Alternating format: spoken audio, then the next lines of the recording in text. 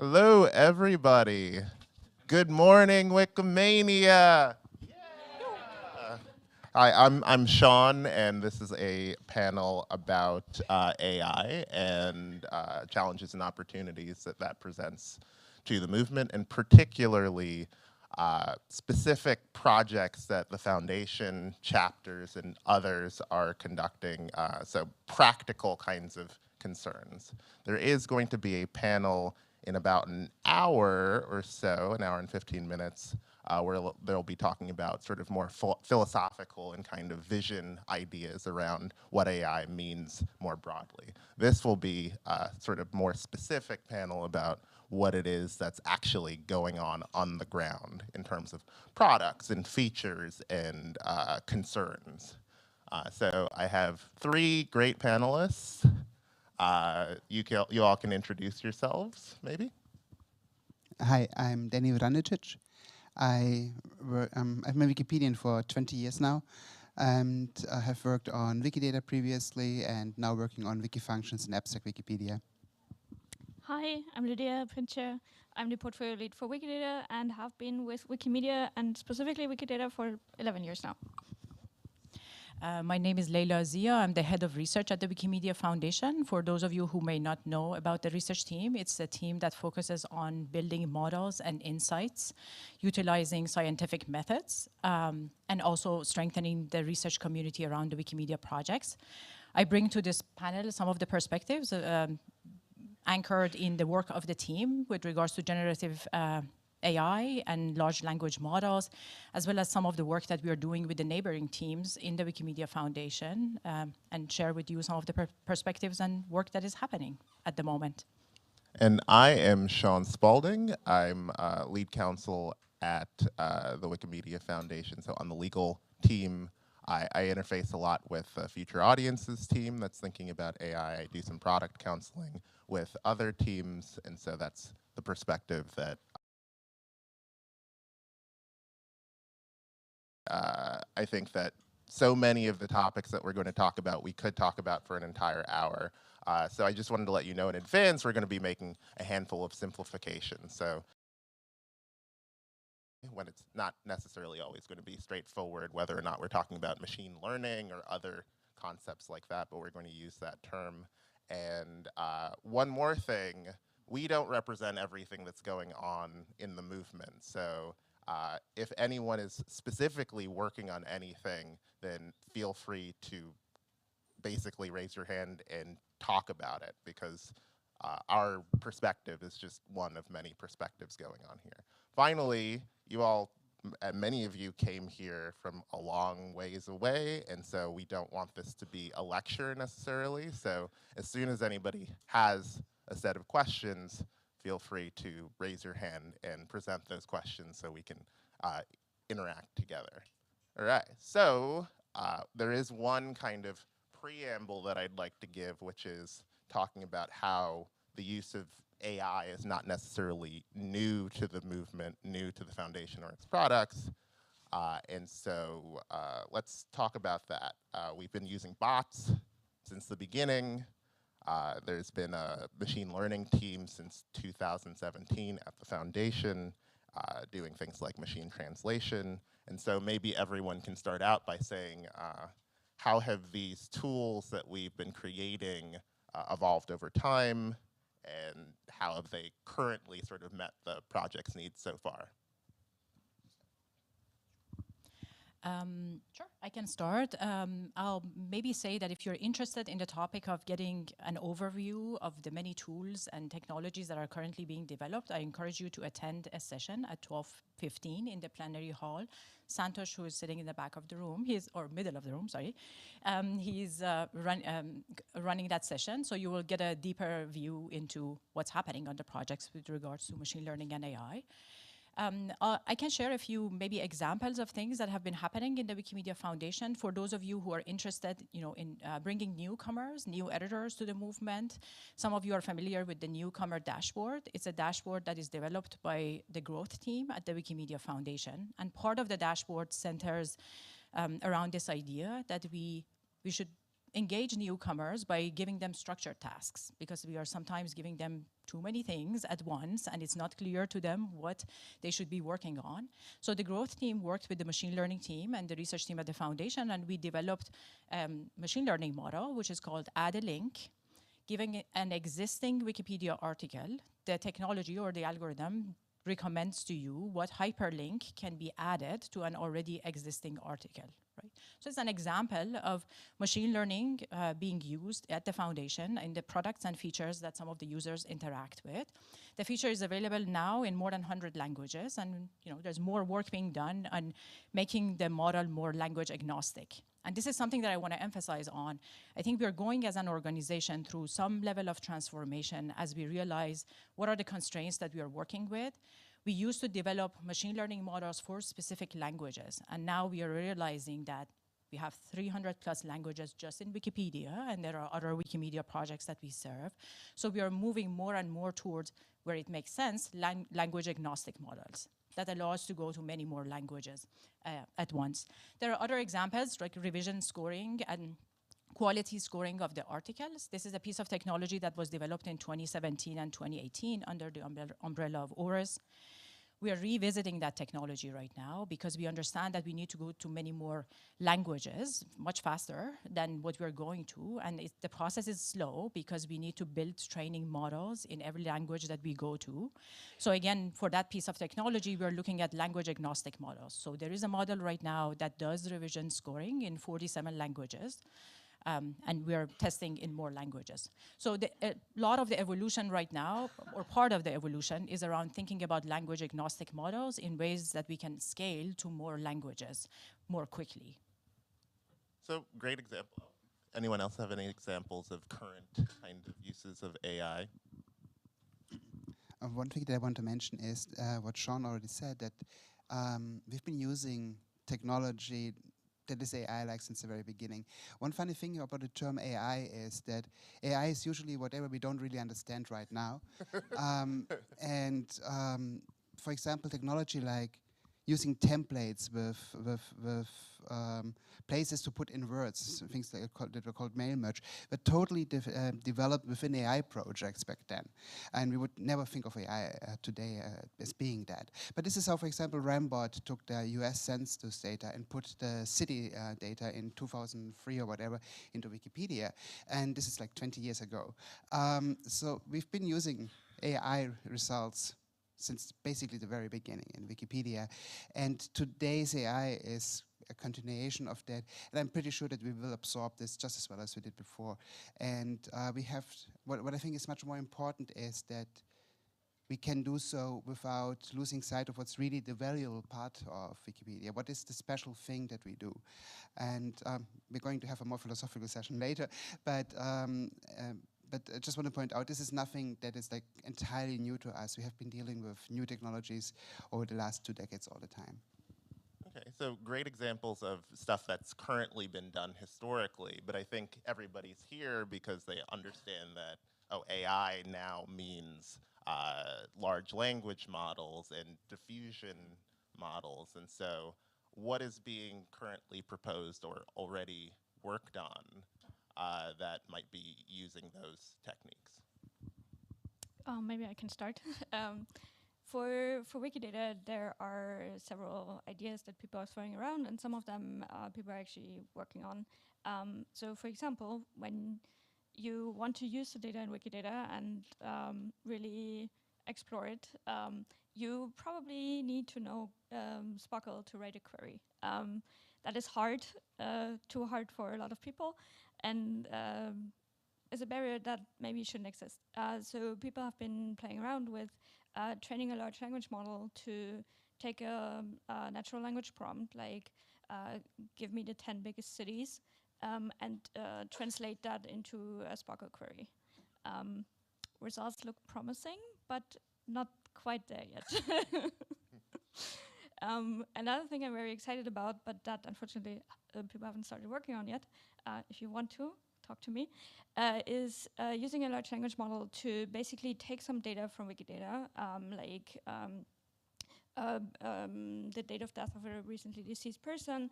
We have a reference to an obituary in the New York Times, for example, and then we could use a large language model to prompted and asked, like, does this reference we have here actually say that this person died on that date, or is that maybe not the case and someone should look at it and correct the reference?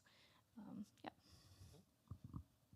One place we're looking in the Abstract Wikipedia project is, so in Abstract Wikipedia you will need to construct the articles in a natural language independent way, which requires probably quite some involvement, learning like which constructors are there, how to pull them together and so on.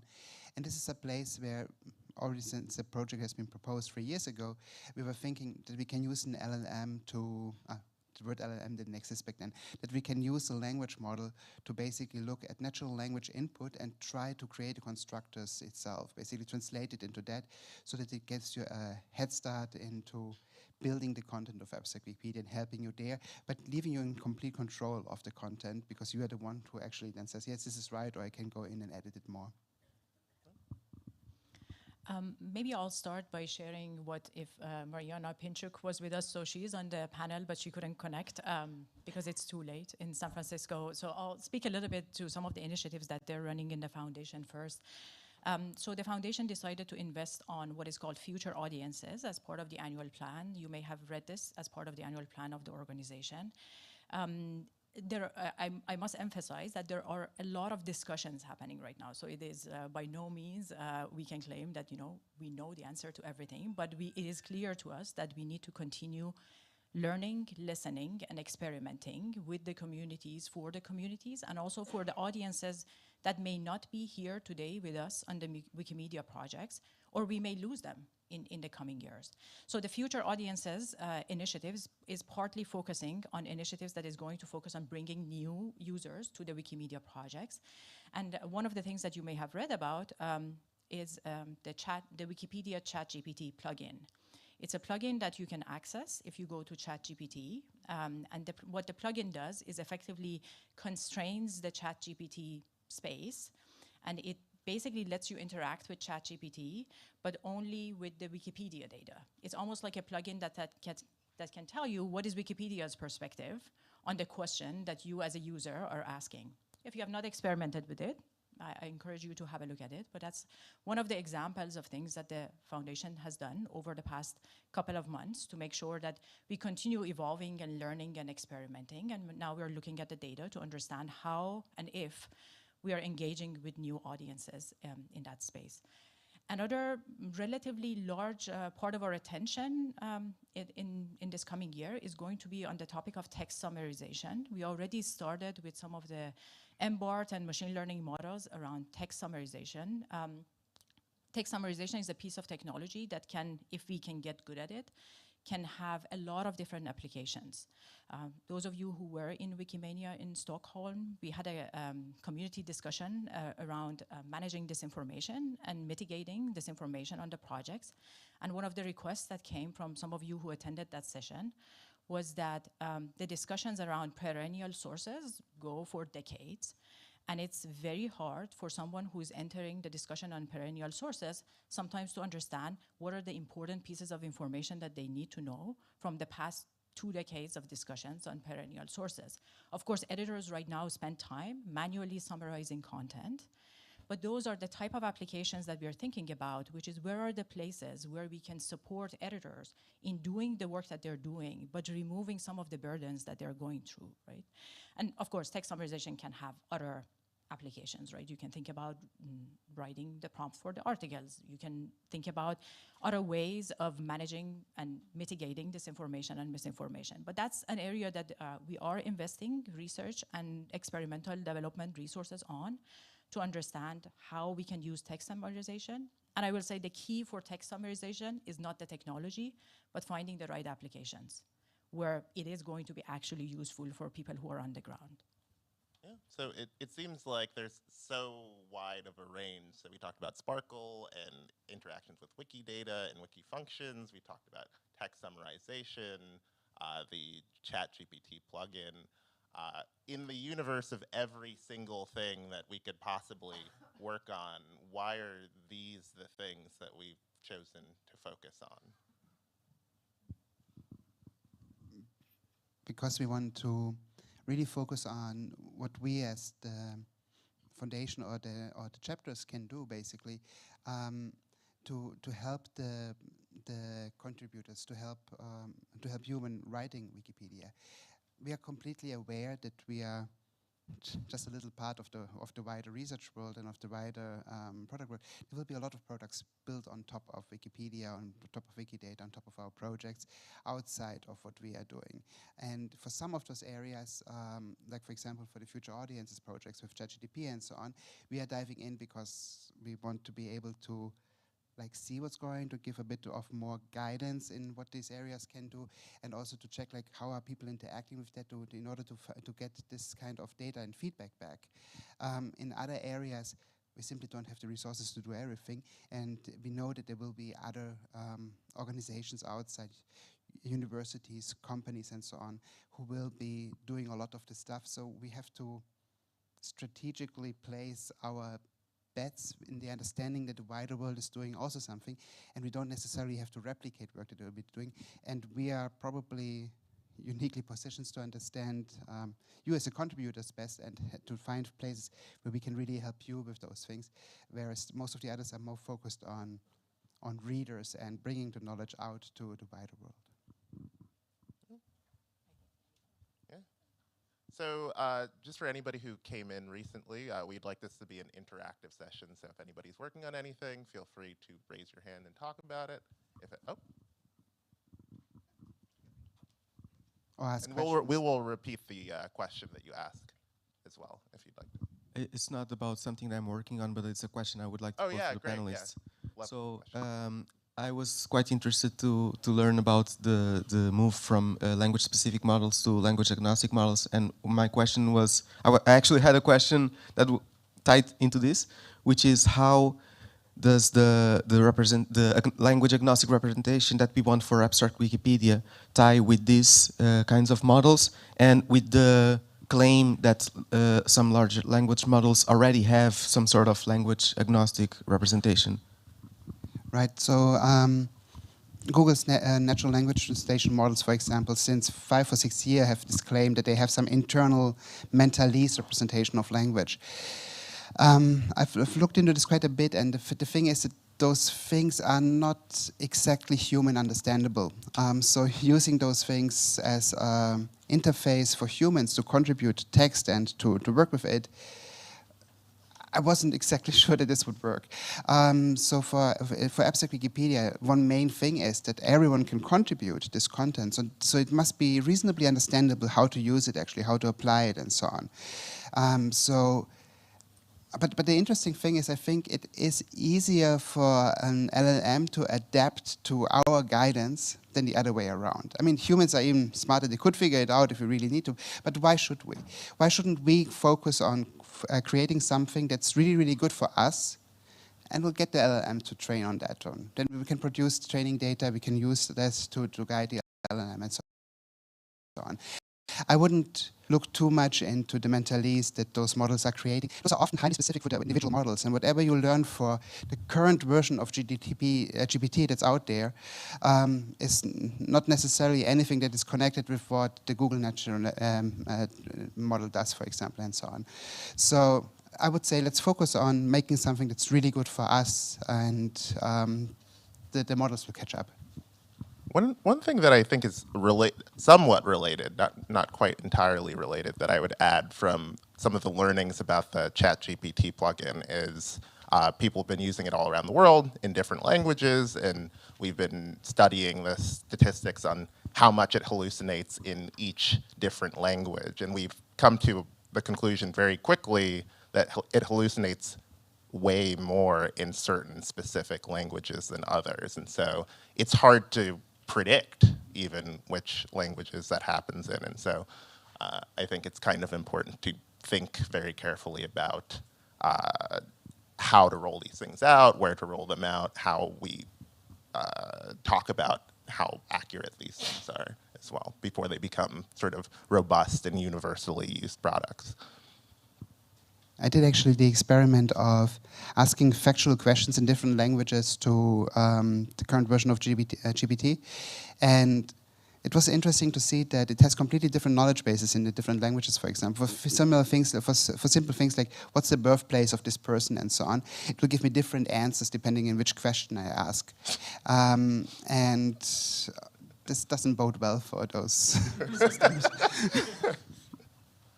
So any other questions before we switch gears to another topic? The next topic then, we're talking about the Wikimedia's role in training diffusion models and large language models. And so I think that everyone is familiar with the idea that when you create one of these, it ingests a lot of data and then it connects weights to certain different words and the connections between words. And so how do you get those words? You get them by scraping the internet as well as scraping large data sets like Wikipedia, or in terms of images, Wikimedia Commons. And so the projects represent a pretty significant amount of the training data that's used, and it's also sometimes more highly weighted than other training data. And so this clearly presents a lot of opportunities, right, because we are integral in the ecosystem. So maybe we can talk about opportunities and challenges that this may present. Yeah, so from the Wikidata perspective, I think there is a huge opportunity for improving large language models with making more use of the very structured model knowledge that Wikidata has. So for example,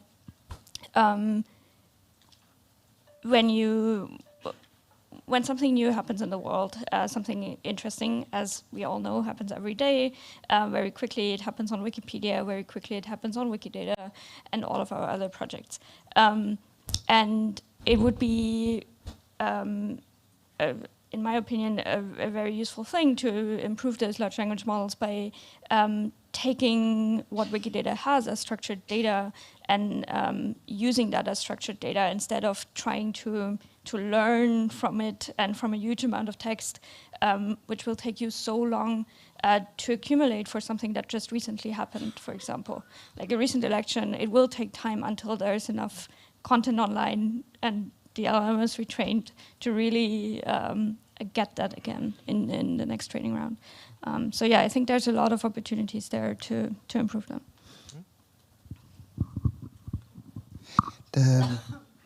There's one thing that I'm particularly afraid of. So the modern LLM models all have this feature of catastrophic collapse, which means if you start training them on output from LLM models, they actually become suddenly much, much worse.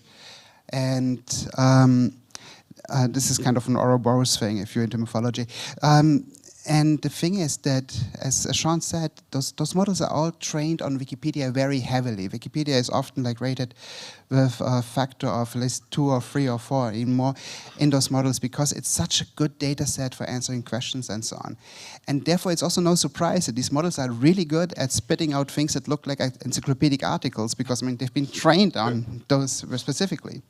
So you might have to think, oh, actually, we don't need Wikipedia anymore. We can all get this thing out of this system.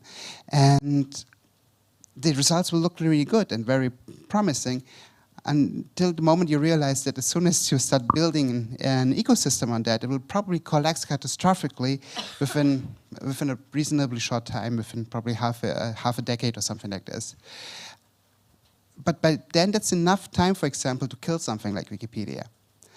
So I'm afraid of a scenario, basically, where we, it's not really a Skynet scenario, but still, where we have these AIs coming in and looking like a decent replacement for Wikipedia, reaching even an audience that would surpass ours, cannibalizing all interest in our projects besides a few hardcore people, basically making us completely, sidelining us just in order to then collapse and not giving us the space to breathe anymore as a project.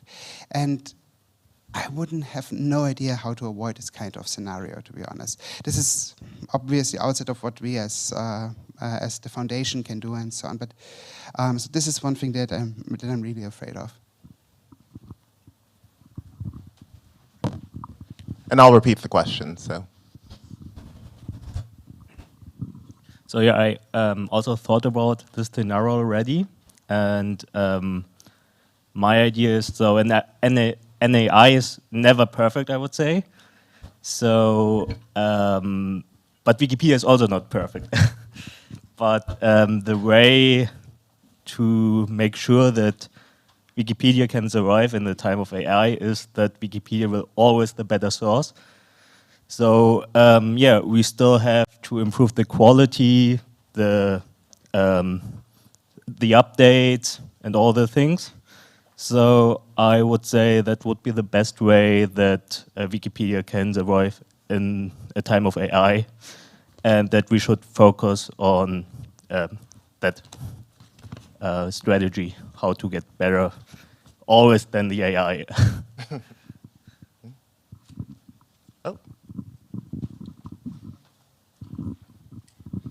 Yes, thank you. Yeah, Denny, I think what the point you're making is excellent, and I was just wondering, the same way as some researchers are trying to speed up evolution in the laboratory, is there a way we could do this for this catastrophic collapse? Is there a way that we could simulate what would happen if we would go down that route, that Wikipedia would stop being improved by volunteers, by people, by readers, and that we just start train it on itself and show basically to the academic community like that might not be the best path to go down.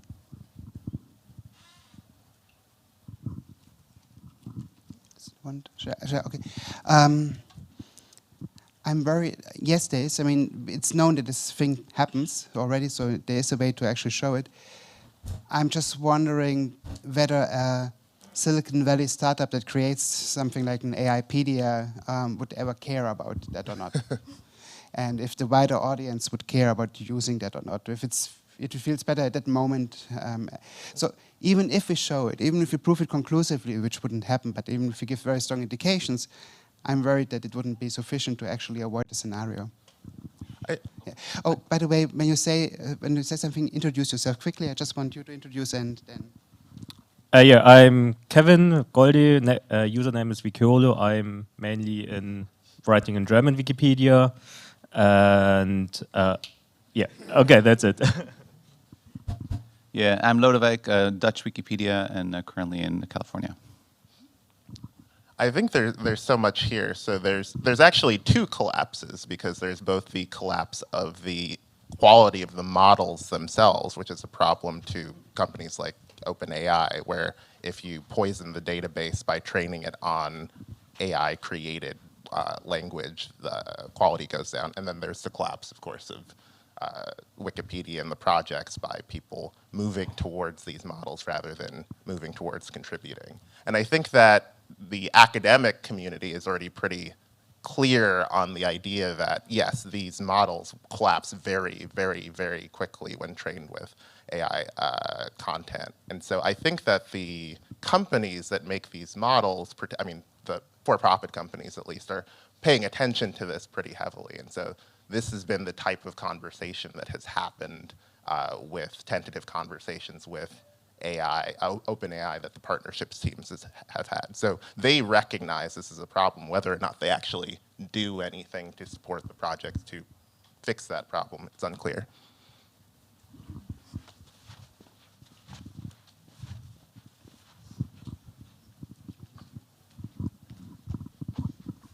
Hi, Thomas Shafee, username Evolution and Evolvability from Australia. One of the things with you mentioning the problem that people could start using by default information article, whether it's encyclopedic style information or just, Google search style information generated by AI instead of going to Wikipedia. To an extent, that's also just reputation is a huge factor in that. I mean, it's not wildly different to the idea that anyone can fork Wikipedia or mirror Wikipedia.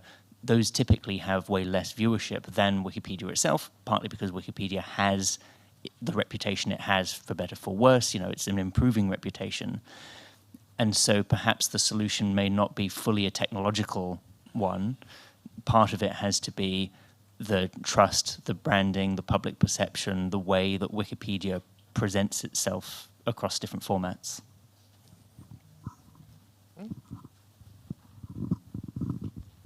Okay. I would like to make. Okay. My name is Kirill Semyonovsky. I'm from the Macedonian Wikipedia, but I'm also active on Wikidata, on Wikimedia Commons, and on the English Wikipedia. I would like to give a different perspective on this. I admire the work that you're doing, and I think that the future is in the AI. But the thing with the Wikimedia communities is that we need to use it in the way that it helps a lot of work that volunteers don't want to do. For example, I would prioritize using AI and machine learning techniques, for example, to wikify pages, to improve the quality in the sense of adding hyperlinks or formatting the text, or doing stuff that volunteers usually don't want to do and have a hard time with newbies. As far as the generating articles using AI is concerned, I think this is something that volunteers running bots used to do even 15 years ago. For example, you could run a bot to create articles on celestial bodies or villages, and if you write a good script, then even the content of that article would be sufficient beyond the placeholder. So I think at this stage, because we know that contributing as a volunteer is always a joy, and I think that most of the people willing to contribute to the Wikimedia projects do it because it makes fun for them, and they see it as an opportunity to socialize, to learn something new. I think the main priority at this stage should be to use AI smartly in a pragmatic way, so that people don't need to spend time on doing things that they find it hard or not that enjoyable. Thank you.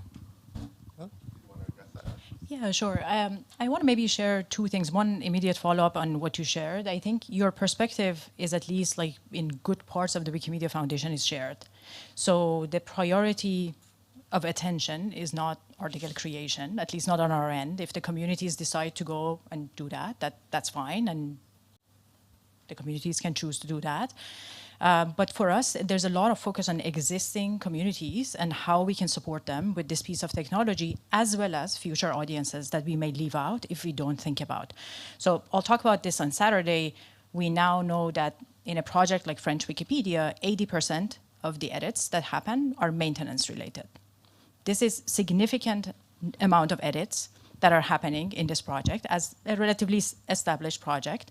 And the question that we face is, how do we use this piece of technology plus other pieces of technology that exist to best support the editors who are doing that work on the project, because that is key. The other thing I want to say is on the topic of risk. Yes, there is risk, and we always geek out about it and talk about it. Mariana, in the opening session yesterday, talked about what the world needs from us and from Wikimedia. And I will say, in the context of AI and this particular conversation, I will say, we all have a place to say, what do we need from the world in order to be able to do the things that we are doing on the projects? So if the ecosystem around us is shrinking, if a lot of projects are deciding to not share their data openly, that is a bad news for the ecosystem that we are in. And we, as a community, need to align, need to have demands, need to have clear demands. And the foundation is one of the entities that through partnership or other efforts can support the communities in this way, but there are also other entities within the movement. But I think it is important for us to also not feel that this is happening to us. We have a say, we are shaping the knowledge in the world, and we may have demands. One perspective from the legal department that, although not entirely related to AI, directly relates to what you're saying is during the fiscal year when we're creating what our goals are, one of the most important goals this year has been to help existing editors work more efficiently and have more time to do the things that they actually want to do and spend less time in terms of maintenance, content moderation. and things like that. And so I think that a lot of different avenues are being taken, including thinking about developing products, thinking about changing certain user experience things to make it easier for people who are doing a lot of work on the projects already. I'm Heather Ford from Australia. Am I from Australia? I was wondering about the legal aspect, actually. Oh, well, maybe segue to that, yeah. Oh, great. Well, just going back to Denny's core challenge, which I guess is the one that we most have to worry about.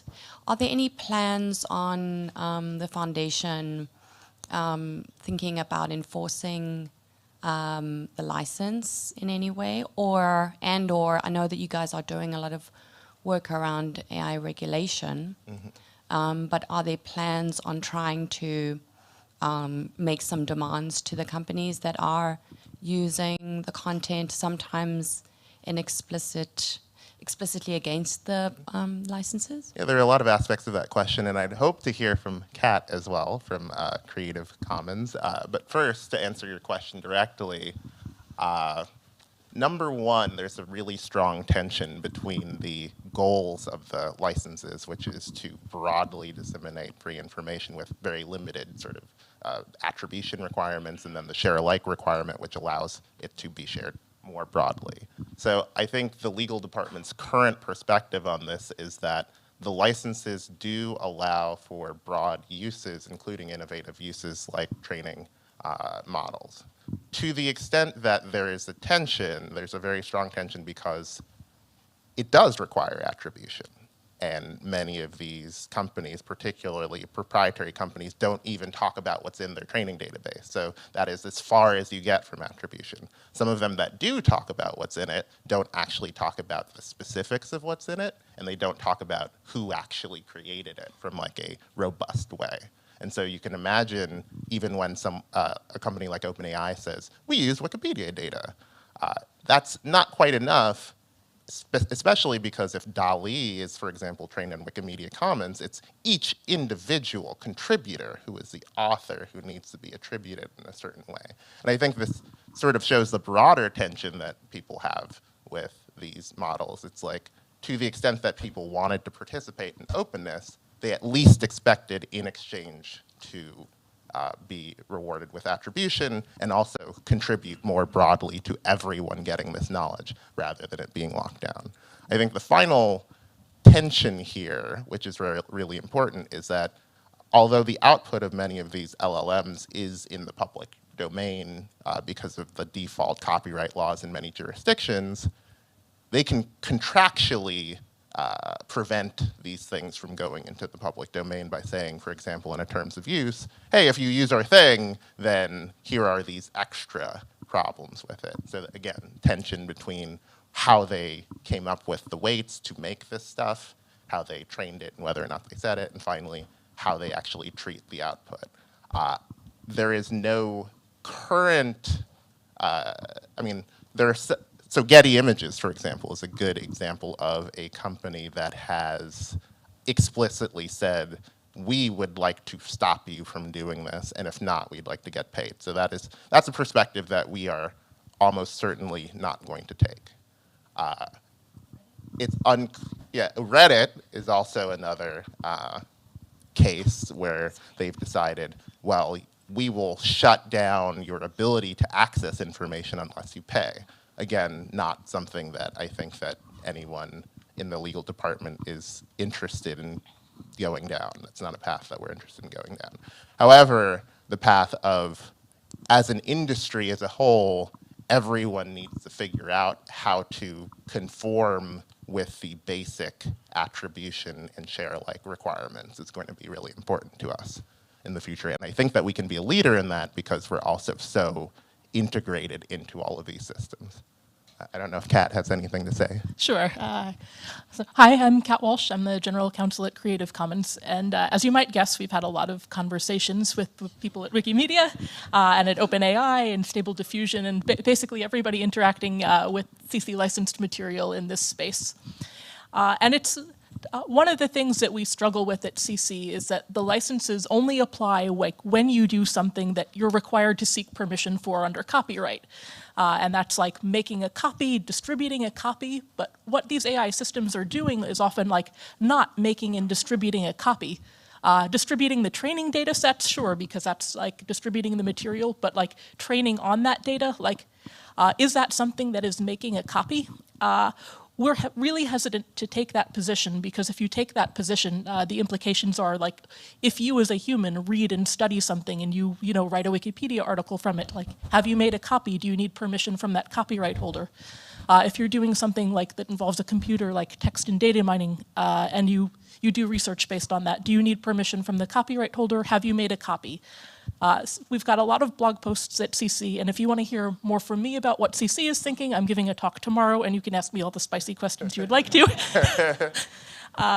But in general, we have been hesitant to say that you need it. And this is totally at odds from how people think about like what should deserve attribution, like when should you cite your sources. And I think that the copyright aspect and the like what should you do can be completely separated, that people can cite their sources, can drive traffic back to the source communities like as well as they can, and whether that's connected to copyright licensing in any way, that doesn't have to be. But just the ways of doing that and how you should do that is an open question right now.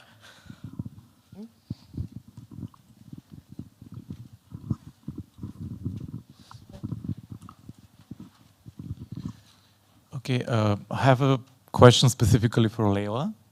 There is a myth that AI is independent from human interactions, which is not true. So we need to make sure that our active editors, our community, is interacting in the right way with the AI that we have on the project.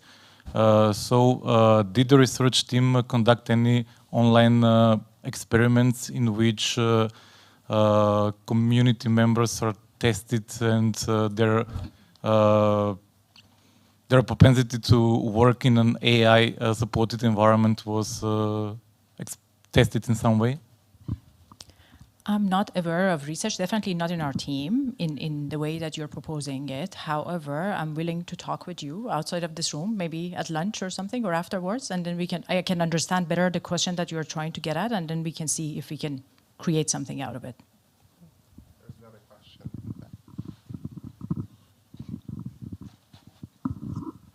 Hello, I'm Timon. My username is HAB, mostly English Wikipedia. I really want to push back a bit on this assertion that Wikipedia is so essential to all the LLMs and that would lead to collapse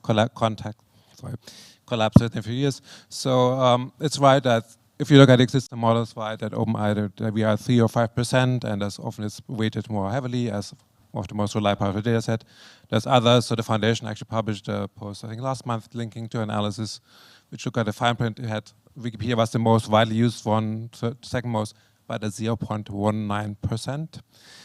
And there was also the this New York Times article, which was great overall, which I think many have seen. And this has quote like, without Wikipedia, there would be no generative AI.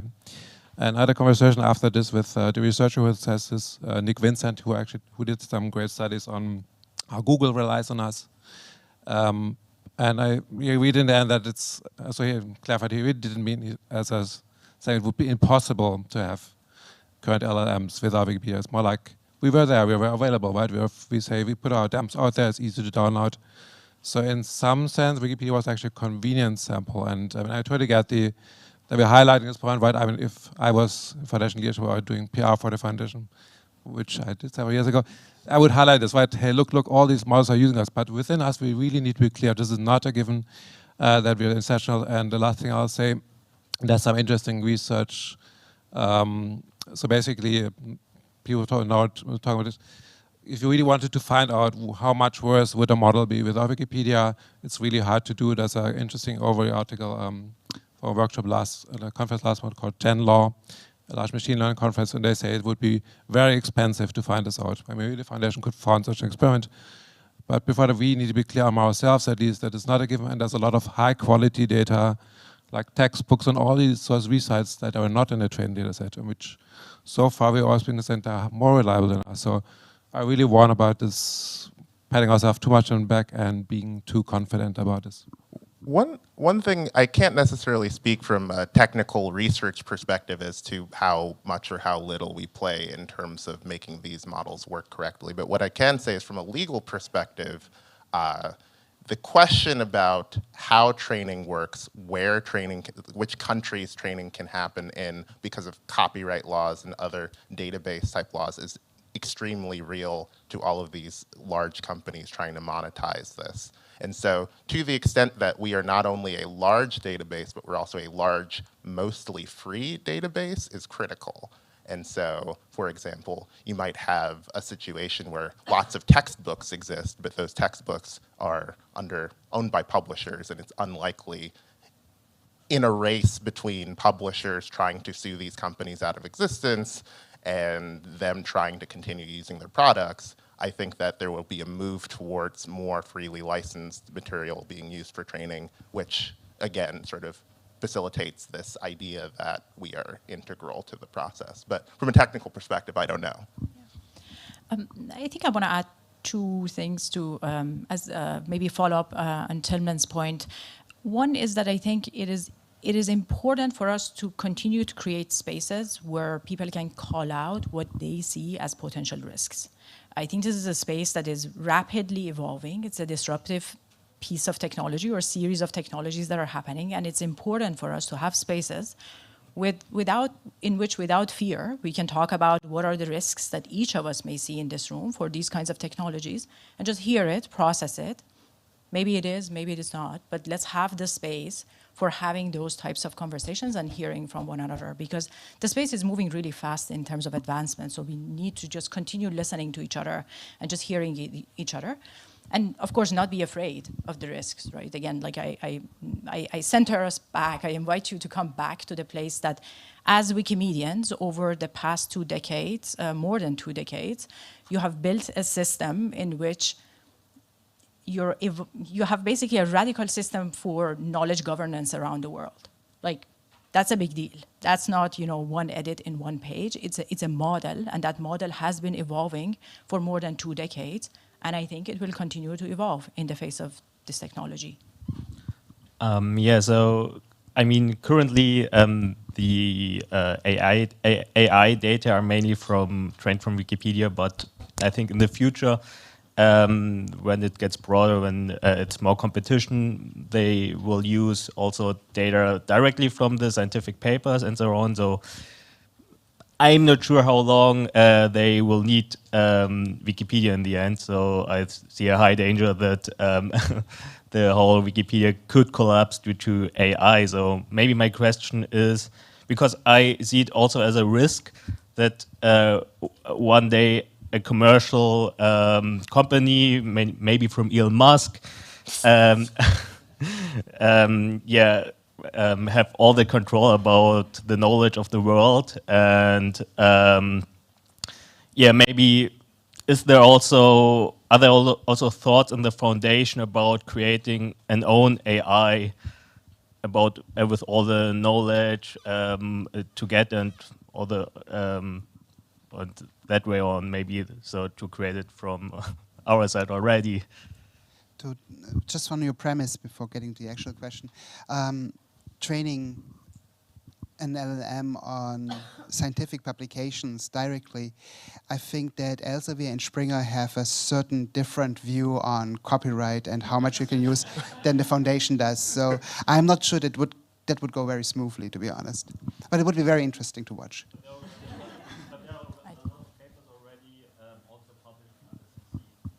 Yeah, just quickly from the legal department's perspective, I think that Denny is accurate in terms of, yes, there are scientific papers that are absolutely locked down, and these people want to charge large amounts of money, particularly for commercial uses like this that disintermediate them.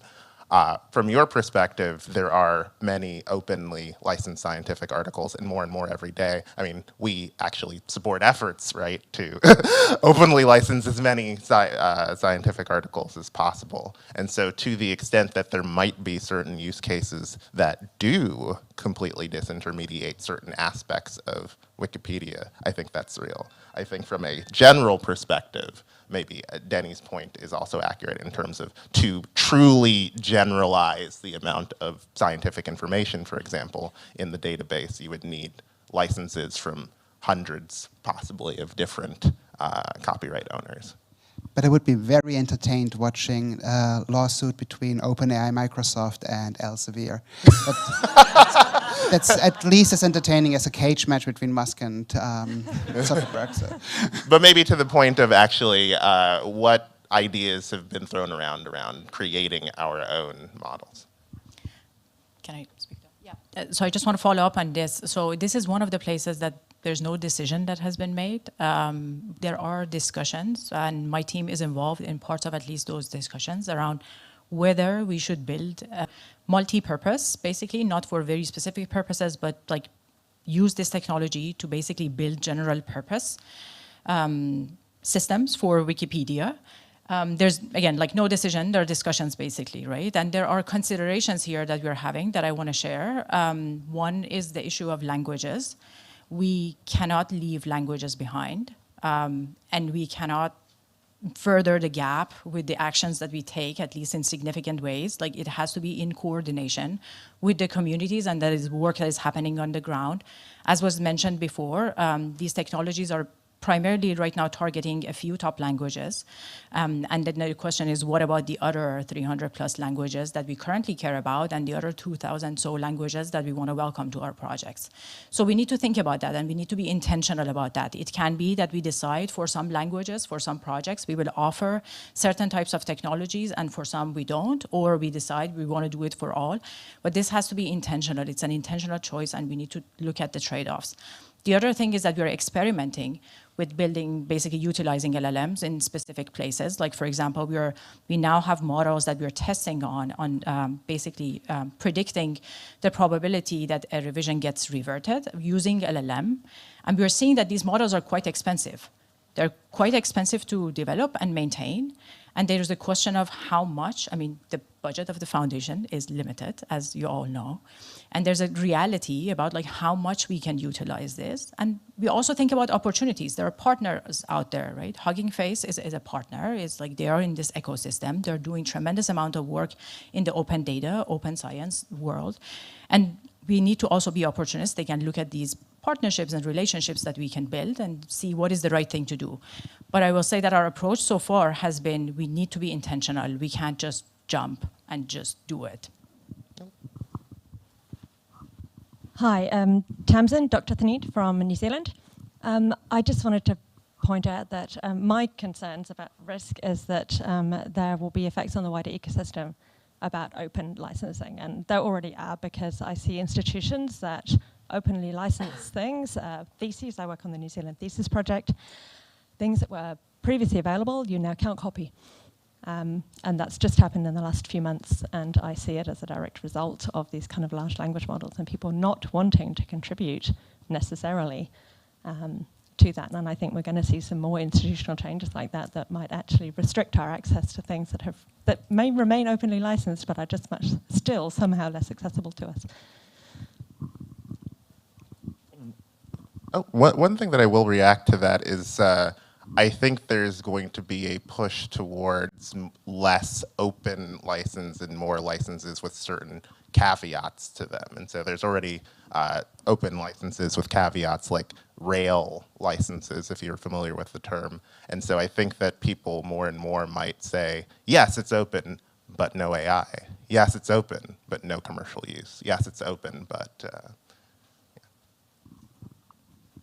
Yeah, I'm Andrew. My username is Ohana United, so I edit on English and Chinese Wikipedia.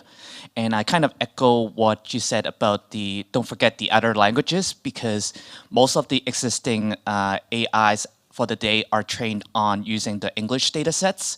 So whenever you try to ask a question using, say, Spanish, Chinese, French, you would often get a really bad answer, or sometimes even incoherent answers. So I was wondering, or maybe even just commenting on perhaps for English, maybe the horse has already left the barn. For the other languages, maybe we should embrace with those companies, because we have seen like, for example, Tencent and Alibaba, those are really big Chinese companies. They have thrown billions and billions of dollars. And it turns out when you ask those questions on a Chinese engine using English, you get a better result than asking them in Chinese.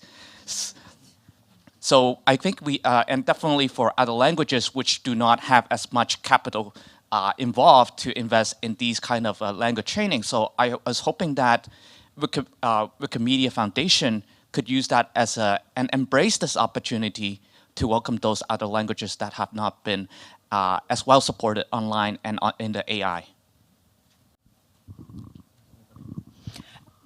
I think the only thing I'll add to what you shared is that we haven't talked here about what happens on the talk pages if machines enter the talk pages, right? And as we are thinking about adding content to the languages, we should also all keep in mind, like, basically the challenges of, you know, conversations on the talk pages and machine entering that conversation, and how does the community want to, this can be an excellent segue to the next session.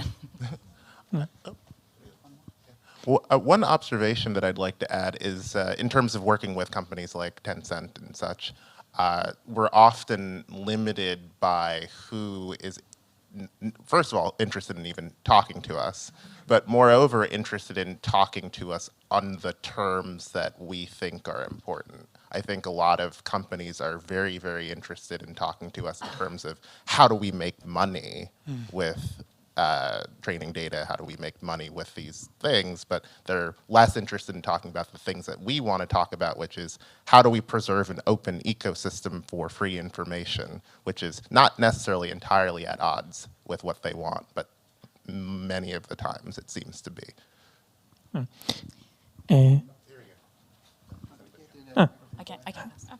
Hi. Hi, how are you? Very interesting, the talk. We've been talking about some fears that services like ChatGPT could replace Wikipedia when we talk about new audiences, for example. But I am curious if there is some research, if that is already happening or not.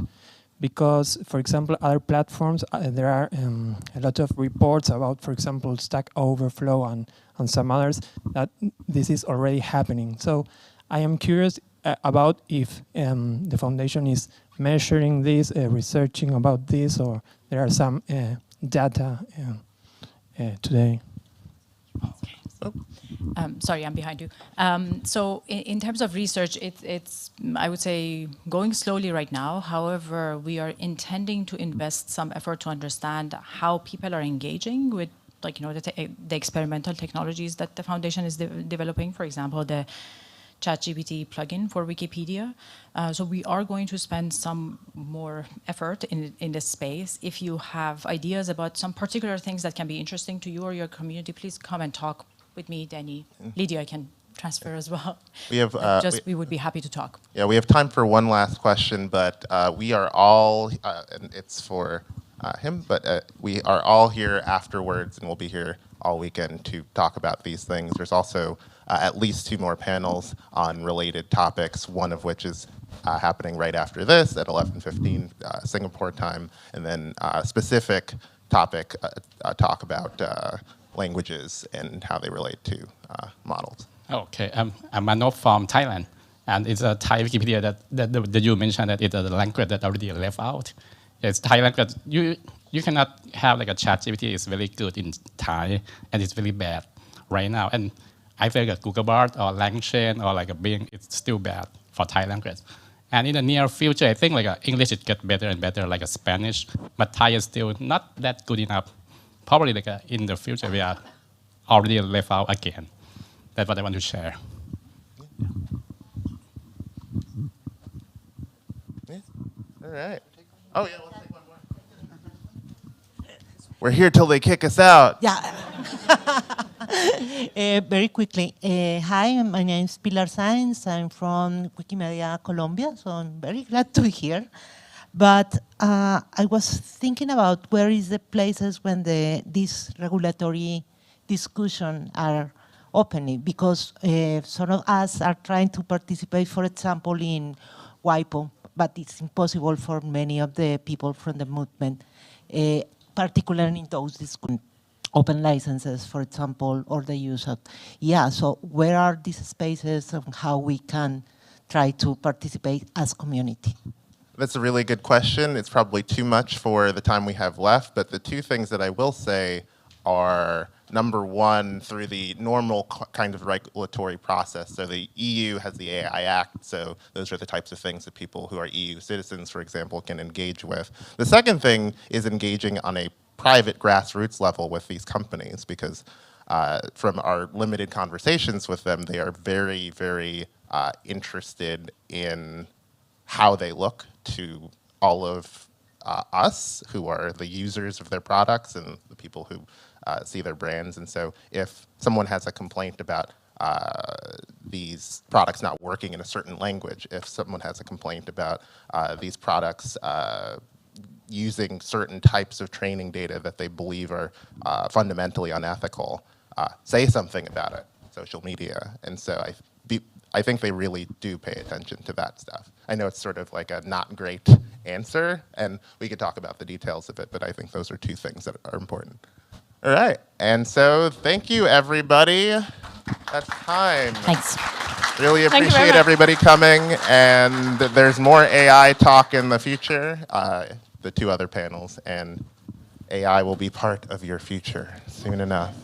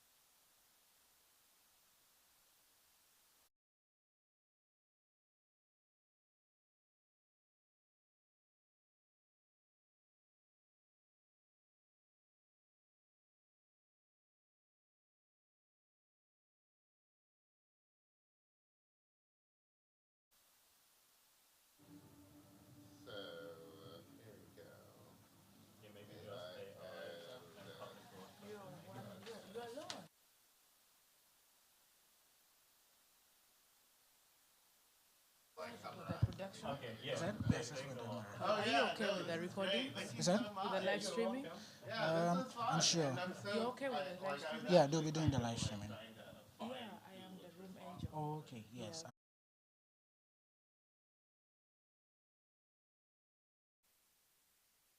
Already.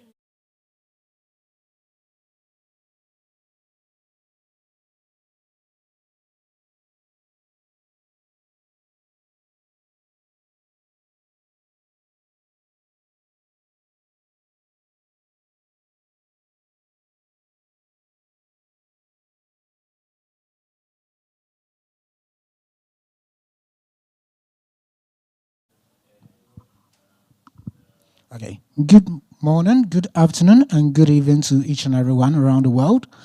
So, a lot has already been said about with regards to machine learning and AI. Then I'm continuing with the. A minute.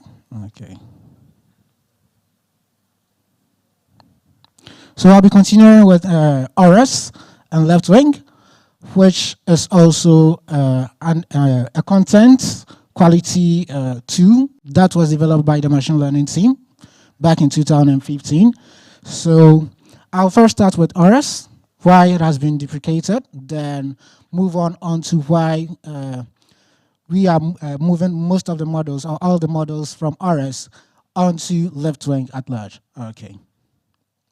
So first of all, with people who are new to machine learning tools with regards to content quality, improving content quality on Wikimedia project at large, RS is basically a tool, a machine learning tool that helps to improve the content quality on Wikipedia and other Wikimedia projects at large. It helps most of the contributors to be able to detect vandalism, to be able to make identify good edits, quality articles, and to be able to also manage their workflows at large within most of the Wikimedia projects. So why RS? It helps most contributors to be able to streamline their workflows in terms of being able to aggregate certain kind of articles, that also help them to be able to know the kind of articles to be able to also work on or contribute to. Regards to new editors, it also helps experienced editors to be able to also identify new editors who are contributing to most of the Wikimedia projects, then also be able to guide them, provide some form of guidance and some form of assistance to them in terms of they contributing to most of the Wikimedia projects, especially English Wikipedia. And it's also community support driven, which means that it's open to most of the Wikimedia community as a whole. That also helps people to be able to communicate and work on discussions together, share ideas, then know how best to be able to improve the tool. Okay, so RS is basically used by editors, community managers, and also researchers around the world, especially researchers within the Wikimedia ecosystem. It is also a crowdsourcing content for Wikimedia projects such as Wiktionary and Wikidata at large. Then when was RS created? As earlier I stated, that it was created in the year 2015 by the machine learning team, and through year by year, it has been able to improve the quality of articles or contents within most of the Wikimedia projects that has been using RS since 2015. Okay, so if there are any questions at the moment, if there isn't any question, I can be able to also move on. Okay, so a lot has been said already with regards to model names, models at large, how these models are being built to be able to also assist users to be able to identify articles and contents to be able to also improve upon them. So some of the model names are vandalism classifier, which is one of the models that is able to also help contributors who normally do use RS at large to be able to identify contents that involve vandalism and help them to be able to resolve such contents that involve vandalism. It also helps us to be able to classify or be able to identify articles that stand in good faith or contributors who contribute to articles in good faith. And if there are certain minor issues pertaining to their contributions too, we can be able to improve upon their content at large. Then article quality, due to that, is able to also help us to know the accuracy of contents that are being placed on most of the Wikimedia projects, especially English Wikipedia. So with regards to assessing RS, although it's been deprecated, but from time to time, I'll also take you through the process of being able to assess a left wing at large, how RS is also being moved. The models on RS is being moved to left wing at large. So RS is available online for all and has its own website, which is being moved onto left wing. So at the moment, you can find RS on rs.wikimedia.org, and it can be accessed either through the web page or through the MediaWiki API at large. So why RS? So machine learning is basically a tool. It's simply a machine learning. Why left wing? Sorry. Left wing is basically also a machine learning tool that has been designed to improve upon how RS does work.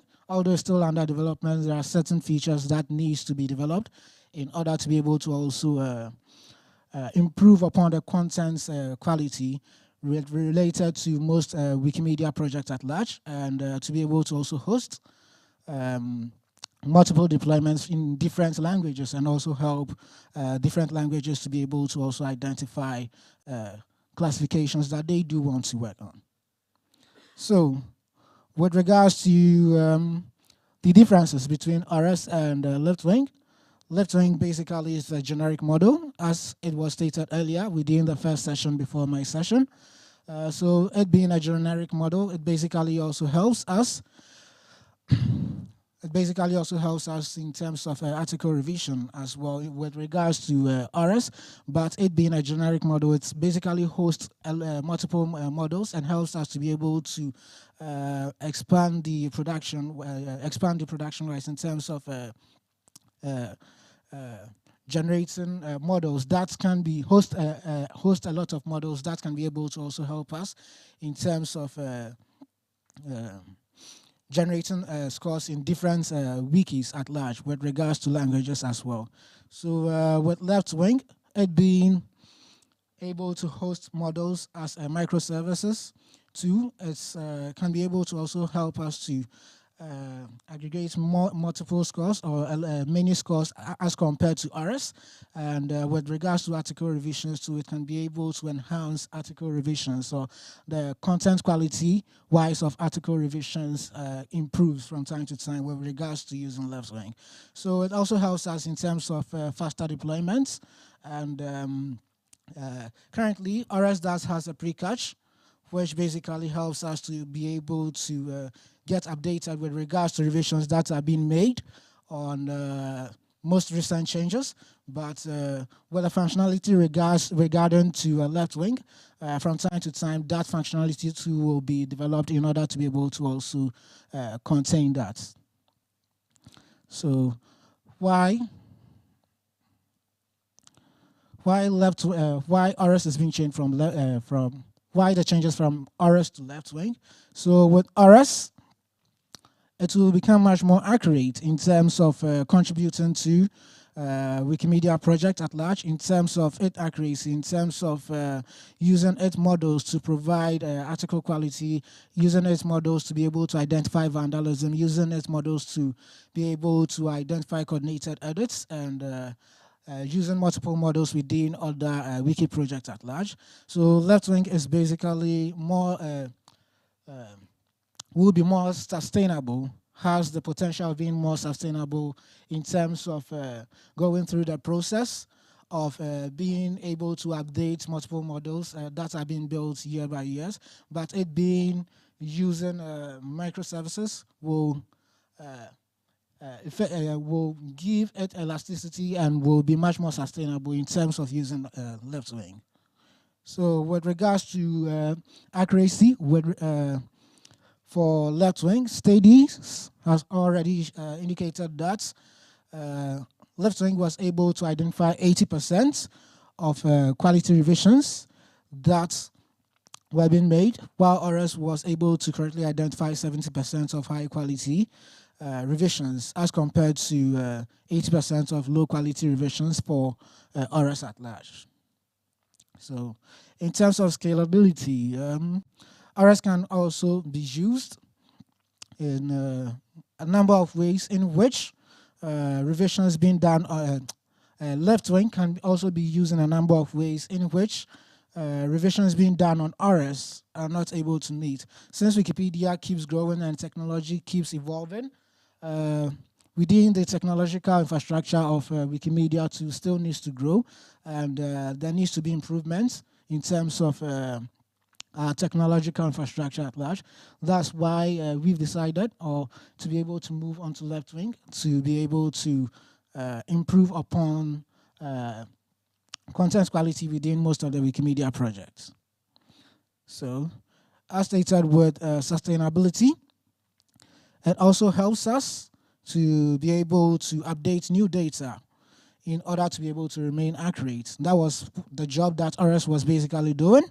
So as time went on to coming up with left wing, that will make it much more simpler, since it being in a human in a loop system whereby both humans and bots that can be able to blend together in terms of supervised machine learning and also active learning, blending these two together to be able to to be able to rely on data, to rely less on data in order to be able to improve upon content. Based on this kind of blend between active learning and supervised machine learning, it will make it much more easier. It wouldn't only solely rely on new data to be able to be updated all the time, which is much more costly too, and takes a lot of time to be able to deploy such solutions. So my call for this particular session is to be able to raise the expectations of Wikipedia content quality and also to be able to improve upon content quality so far.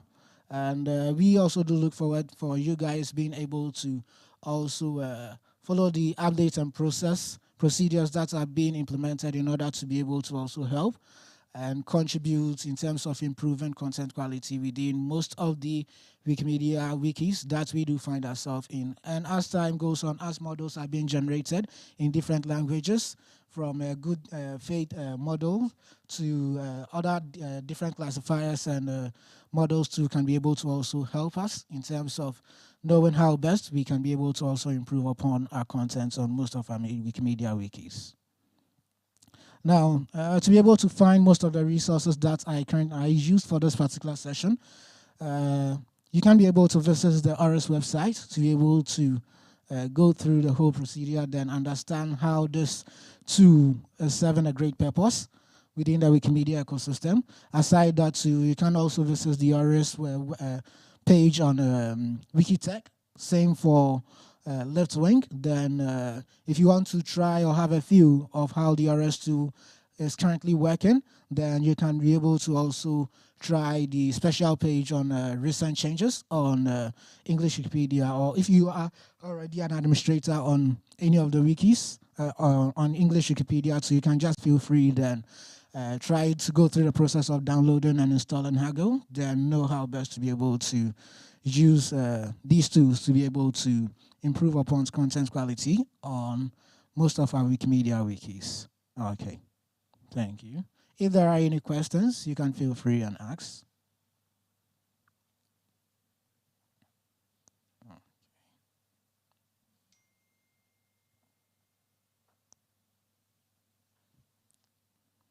Okay, so with regards to the models that I was talking about, currently RS was holding these kind of models that have been moved to left wing, And the machine learning team is currently also looking forward to be able to add more models in terms of left wing being able to hold a number of a large model base in terms of having multiple models in different languages. That can be able to also help improve upon most of the Wikimedia wikis at large.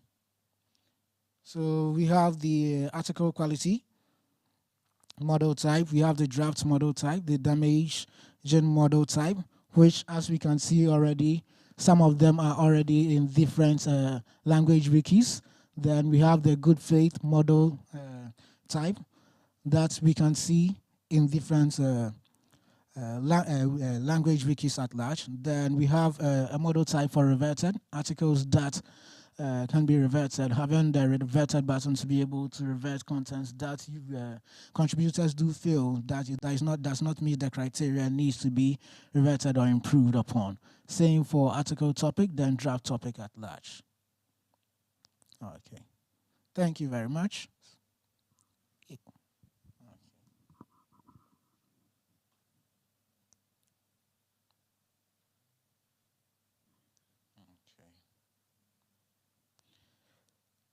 Okay. Okay, so with the last phase,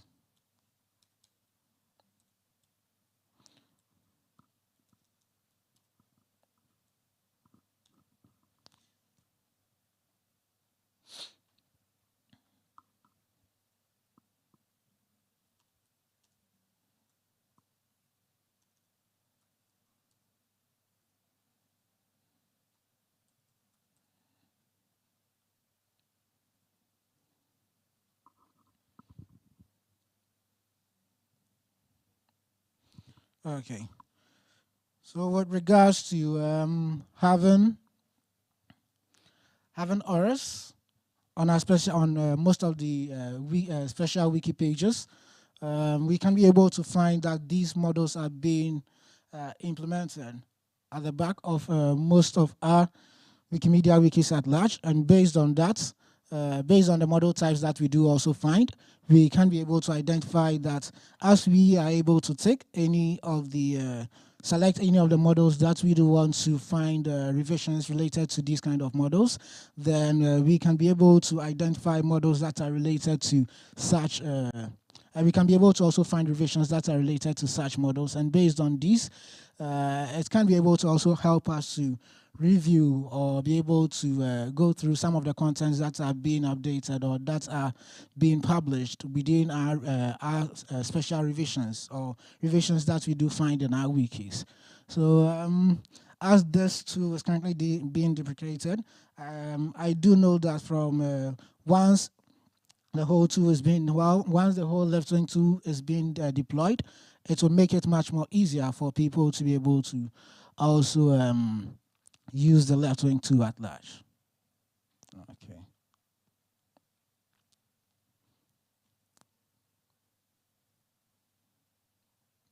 Okay.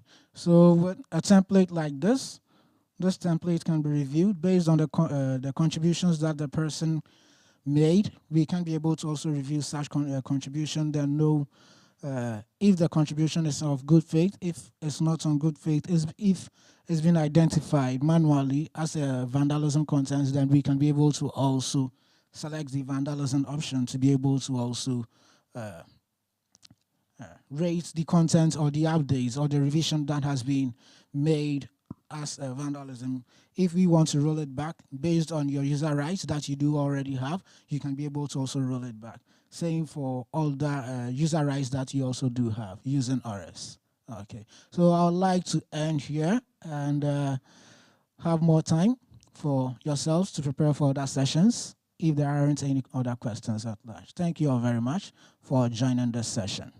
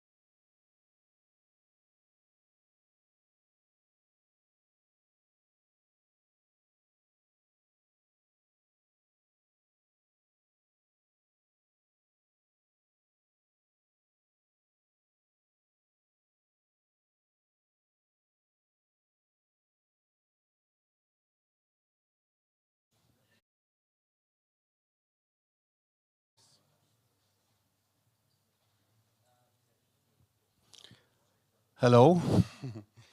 Welcome to Wikimania. I'm Stefan from Germany. I think some people know me better as Fuzzy, that's my nickname, derived from my second name. I want to give you a short introduction to our WikiVoyage bubble and how we use Wikidata in our project. So, as a start, just some information about myself. Yeah, I started editing in 2005, and then I created with some other friends the WikiVoyage project, and I led it to the Wikimedia Foundation in 2012, and since then we are part of the family. And there are two contacts because I want to introduce some of our modules that use Wikidata, and if you have questions, you can contact these two guys at the bottom. That's me and my colleague Roland. And if you have questions, you can drop us a line. A very, very short look back, because maybe somebody, not everybody knows it, that before we became a family member, we had an own database created when we run the WikiVoyage project for ourselves. It was called Location Database. It's, of course, not that big as Wikidata is now, but it was quite useful. This database saved the geographical hierarchy, the interwiki links, and the coordinates at that time.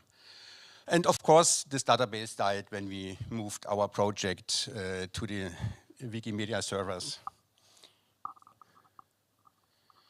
Why Wikidata? Yes, of course, we were anxiously waiting for the database because we have many information that are just short facts or short values, and like addresses, phone numbers, coordinates, opening hours, features of place, climate data. And very special to WikiVoyage is that we are not urgently need sources or references, so we can live with articles without it. And one of the big advantages is that we are small communities, so if somebody adds some information, we can see it easily in all language versions, so that's a good support for us. To give you an overview how we use Wikidata, there are some statistics. We have articles that have 350 database accesses in one article. In the past, it happens that we got timeouts when our articles were passed, but at the moment, the performance is quite good. You see two of our articles, which use Wikidata quite heavily. So you can see we have in Vienna 250 templates called Wikart that all use Wikidata. And so you have some information how much we use it. This is just a screenshot of one article. It's a small article, but I have marked all the information that comes from Wikidata in one article. So you may have a good overview, a visual impression, how we use it, and maybe you can see that the half of the information are not directly in the article, but that are fetched from Wikidata.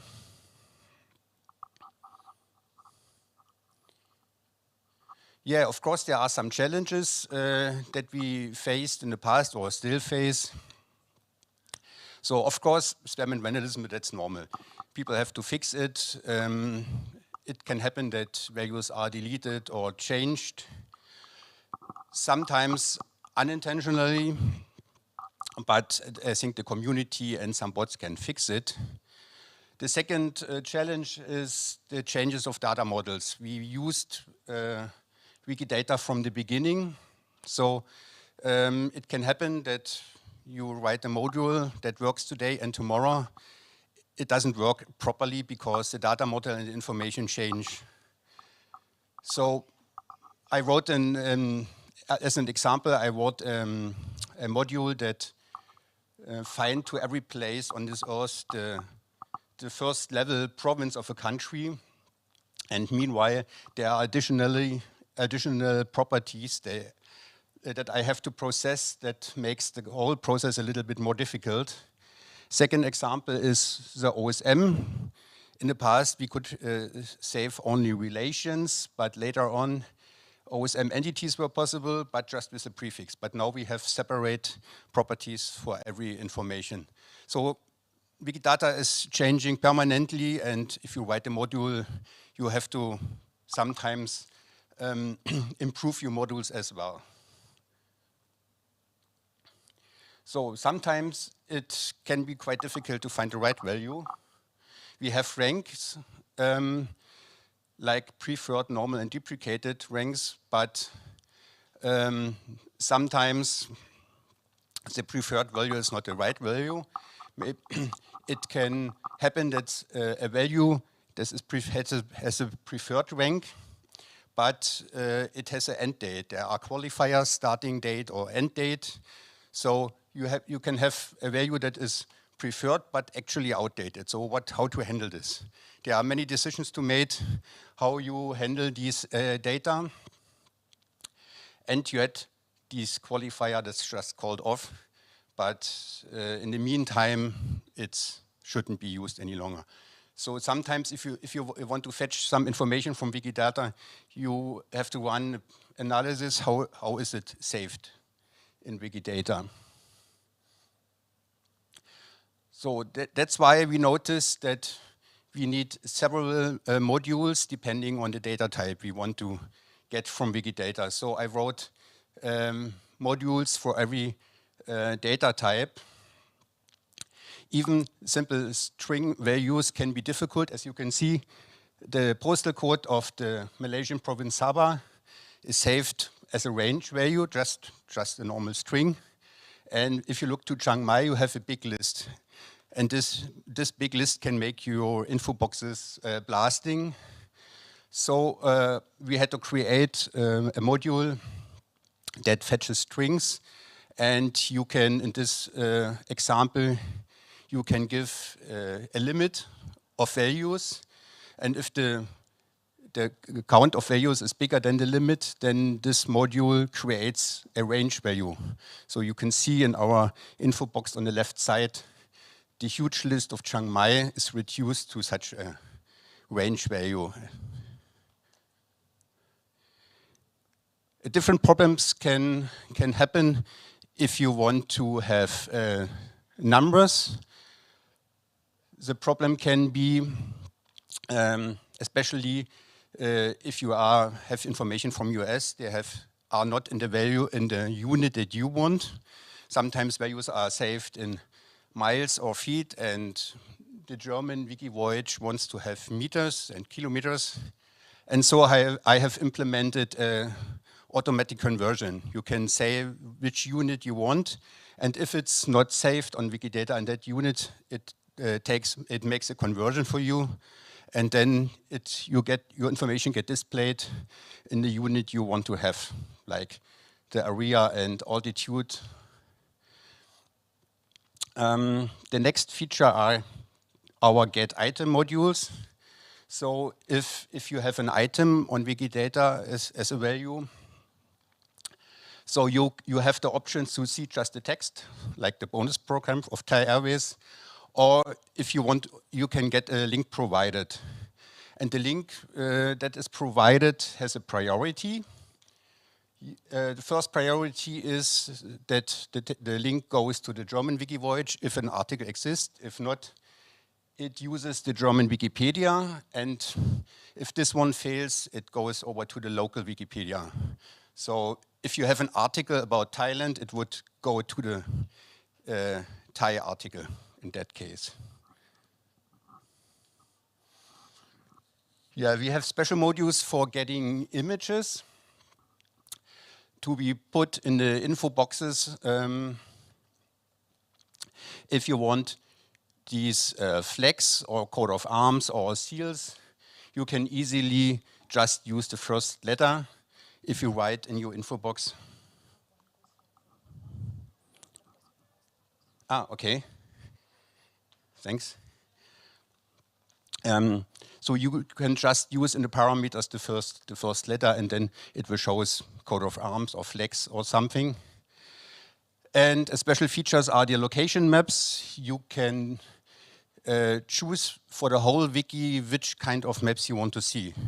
So there is a priority list of collections, and in the German Wiki Voyagers decided to use the green ones, the green orthographic maps, but just by changing the item in this one parameter, so you can change all articles at the same time and display another location map.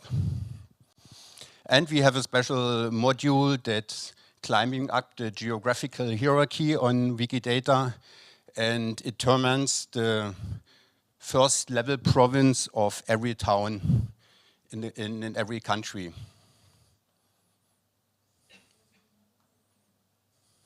So, and we have a few modules that are designed just for one purpose, because some information are more complex, like web links. So we add automatically the language of the website, and the module tries to fetch the best one for your purpose. So in this priority, you can fetch the German website or English one, and if you don't find it, you get a local one. And there are, of course, some very special entities like capitals. Special example is South Africa, that has 3 different capitals. So it's formatted and fetched, and you get even then the kind of capital.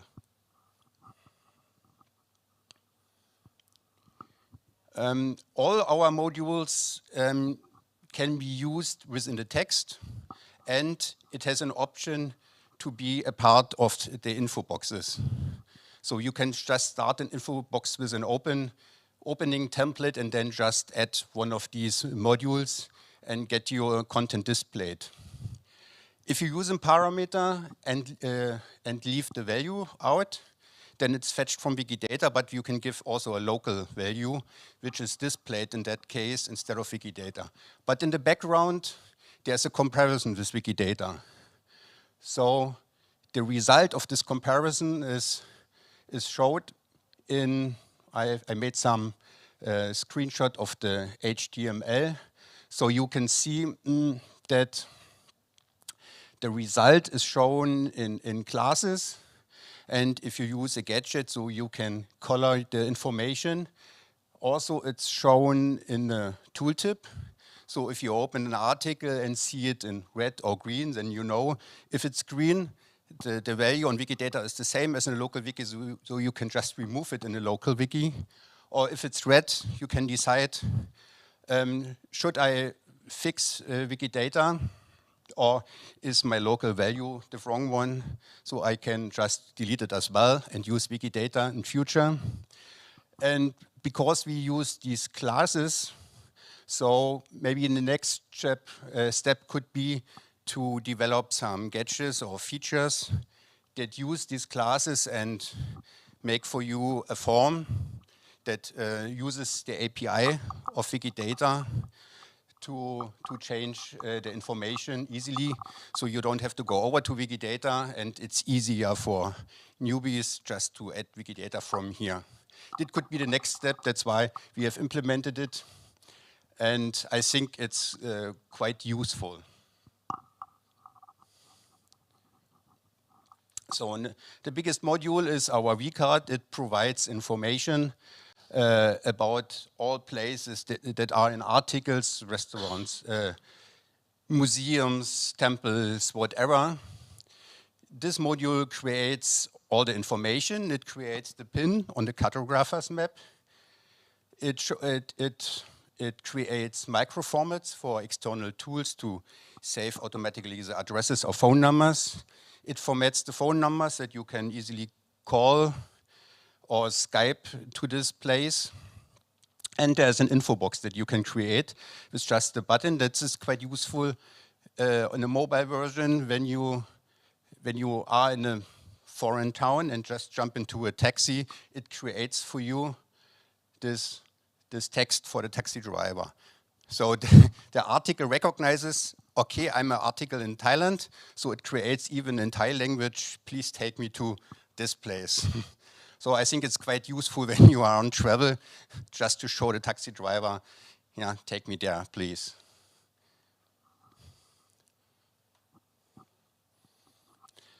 So wishes, of course, with our experience, we have some wishes meantime.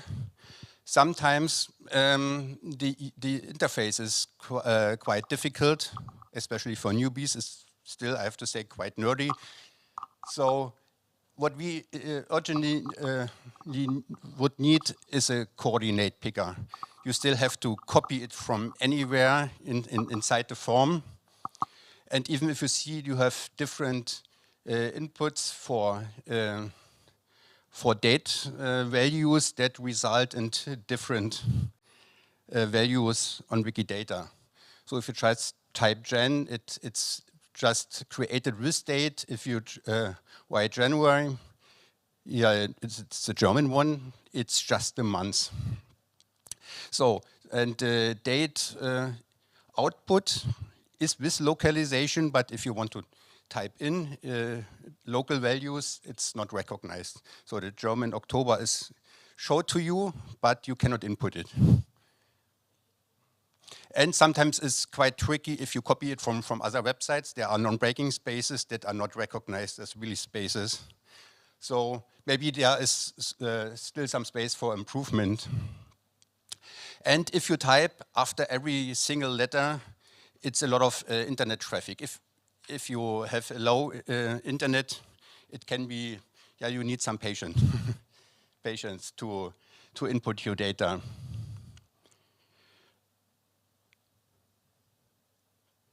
Okay. So, and of course, I think these wishes are from several communities. It would be very nice to edit Wikidata from outside or from the local wiki. I don't know how the current developments are on that side. And of course, mobile editing is not, I've tried it on my way here, and actually it's not really possible, isn't it? Yeah, that would be cool if you can add your data on mobile.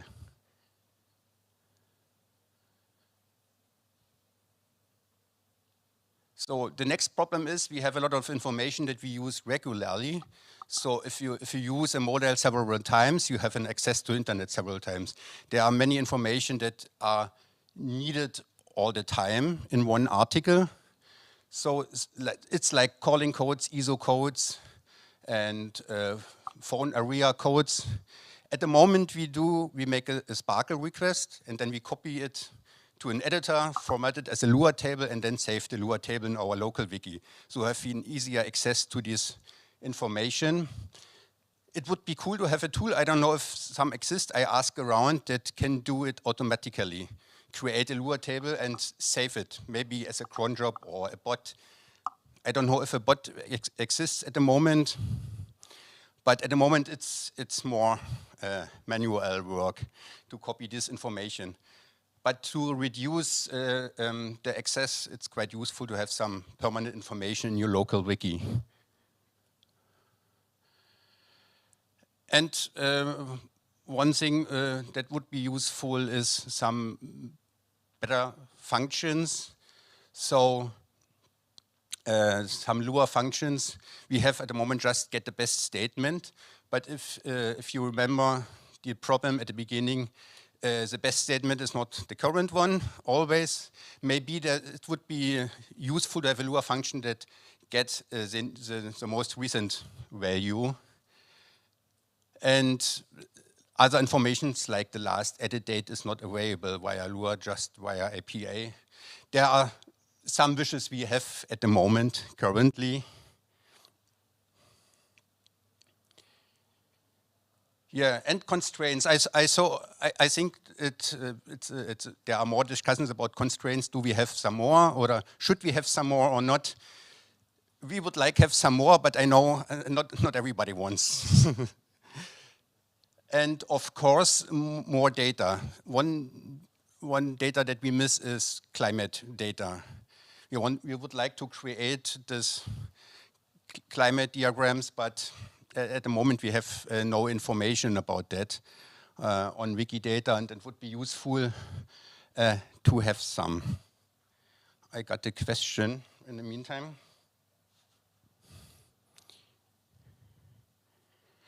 Do you have an idea for how client communities could coordinate better with the Wikidata community regarding data model changes?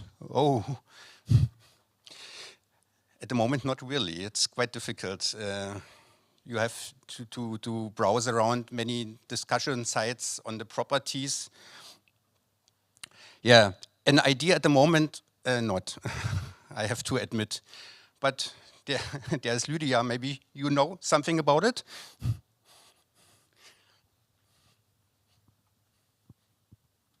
I have some ideas.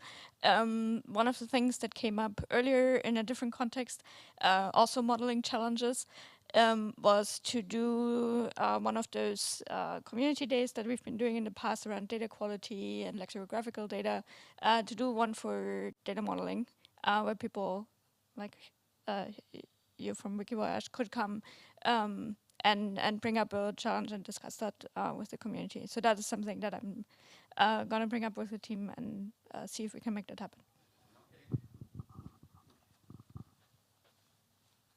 Thanks. And I think, yeah, I got a sign. The time is over. I thank you very much. Thank you. And see you in one of the next sessions around. Thank you.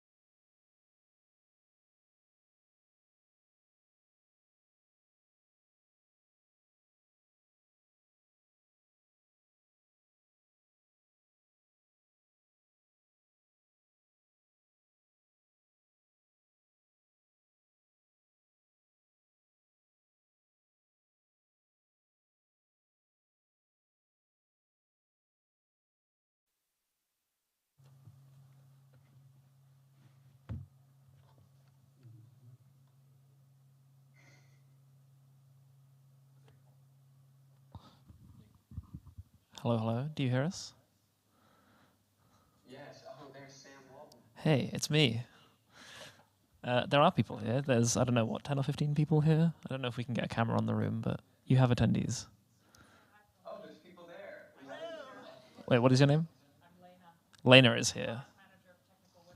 Product Manager of Technical Wishes is here, among other people. Okay, yeah, where are y'all at? Like, why are y'all here? What, like, what, did any facet of this description, what Nico and I shared, speak to you? Like, yeah, I think did any of that speak to you, or what brought you here? So I have like a kind of specific question or discussion topic, if that's okay. I was wondering at the start you were mentioning about how for the discussion tools project and for other projects you've worked on, it's like there's a lot of discussions that have already happened on the wikis in various places, sort of these disparate conversations and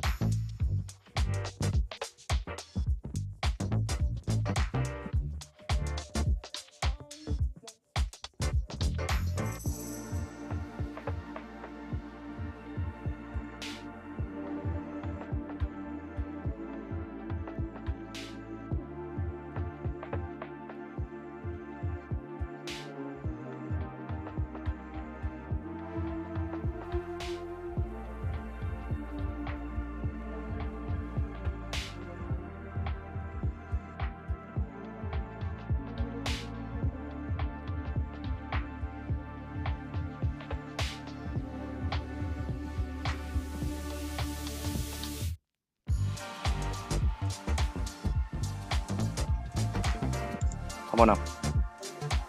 How about now? No? No?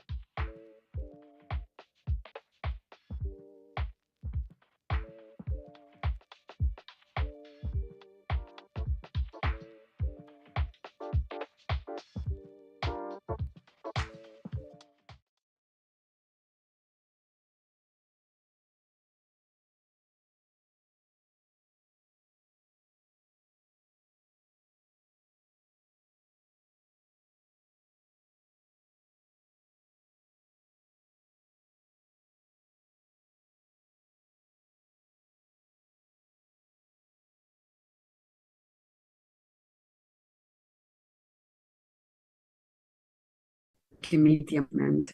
Next slide, please. Allow us to introduce ourselves. I'm Amal Ramadan, your community relations specialist, joined by Marina Azvido, our skilled iOS software engineer, and Olga T, the ingenious mind behind our UX designs. As a dedicated team, we wield our expertise to shape the Android and iOS apps that bridge you with the expansive world of Wikimedia. Our mission transcends static reading experiences. Today, we are eager to unveil the transformation from mere readers to active contributors, illustrating how our apps cater to the needs of mobile editors. Previously, our teams operated independently, but that's changed. We have now come together to collaborate on shared features. While the coding process remains totally different, our alignment ensures a cohesive approach. Next slide, please. Throughout this presentation, we will delve into our prioritization strategies and delivering optimal user experiences. We will spotlight the evolution from passive readers to empowered editors, underscoring how our apps have seamlessly integrated into your Wikimedia journey. Moreover, we will navigate the details of understanding the requirements of mobile editors, providing valuable insights into how we customize our tools to exceed your expectations. We extend our gratitude for joining us on this journey of innovation and engagement. Together, and let's embark on this exploration and unveil the many ways in which mobile apps are reshaping your interaction with the Wikimedia movement. Next slide, please. So, how we prioritize our work. Our commitment to transparency is the core of how we prioritize work by aligning with the movement strategy, setting clear objectives through the annual plan, and listening to the valuable feedback from our community. We aim to create an inclusive and thriving app for free knowledge sharing. So the Wikimedia movement strategy serves as a guiding beacon in determining our priorities. It's a collaborative, community-driven effort that outlines our long-term vision and goals. By engaging with contributors, partners, and users worldwide, we gather valuable insights that shape our direction and help us focus on areas that have the most significant impact on knowledge, accessibility, and sharing. So our annual planning process plays a crucial role in translating the broader movement strategy into actionable plans for each year. So the annual plan sets specific targets and objectives that align with our strategic goals, enabling us to allocate resources efficiently and prioritize initiatives that contribute most effectively to the growth and sustainability of our projects. When it comes to feedback from our users and community, the heart of Wikimedia lies in our vibrant community of editors, readers, and contributors. Their feedback is a constant source of inspiration and valuable input. We active feedback through various channels. Let's check them. Next slide, please. Such as our mobile support emails. So you feel free to connect with us through our dedicated mobile support emails, especially designed to cater to your inquiries and concerns.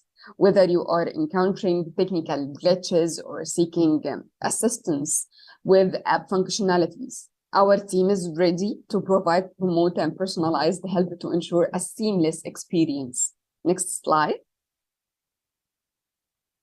The feedback that we receive through our feedback loop page on MediaWiki. So we value your input. Visit our feedback loop page on MediaWiki and you can share your thoughts, suggestions, and any issues you have encountered while using our Wikipedia apps.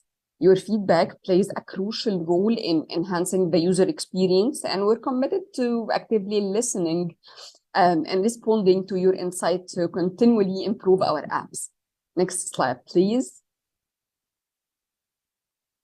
newsletter, and office hours. So you can stay updated and engaged with our community through our newsletters, where we share exciting updates, featured releases, and even insights into our development process. Additionally, join our regular office hours sessions where you can directly interact with our team, ask questions, and discuss ideas.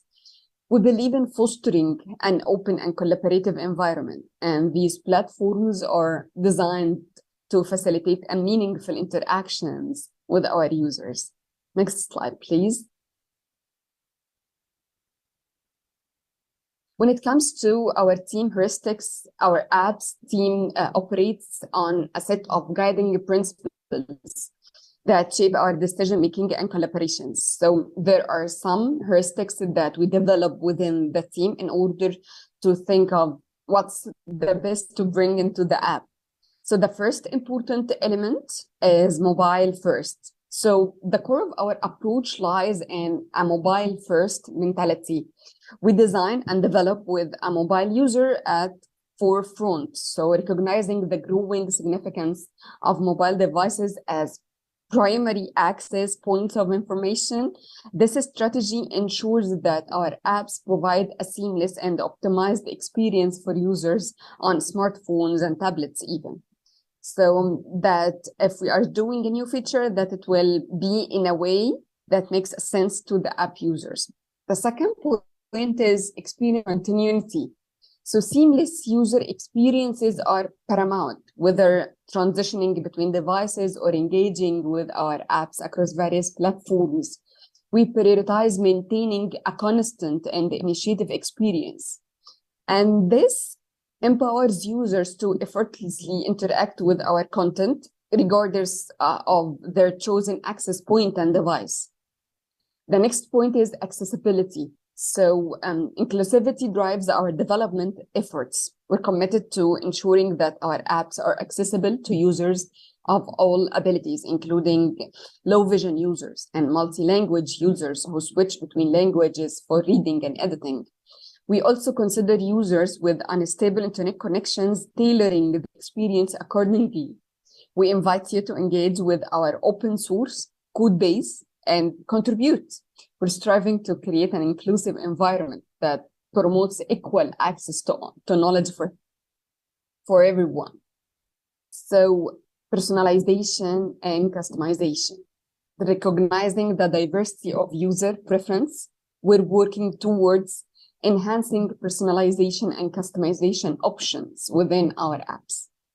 So empowering users to tailor their experience allows them to engage with the content in ways that resonate with their individual needs and interests. And when it comes to innovation propels our journey forward. We're committed to staying at the cutting edge of technology, even new trends, exploring new features, design concepts, and approaches to enriching our interactions. Our mainly commitment to innovation ensures that we continuously evolve to meet the changing landscape of user expectations. And finally, safety. So safety is non-negotiable.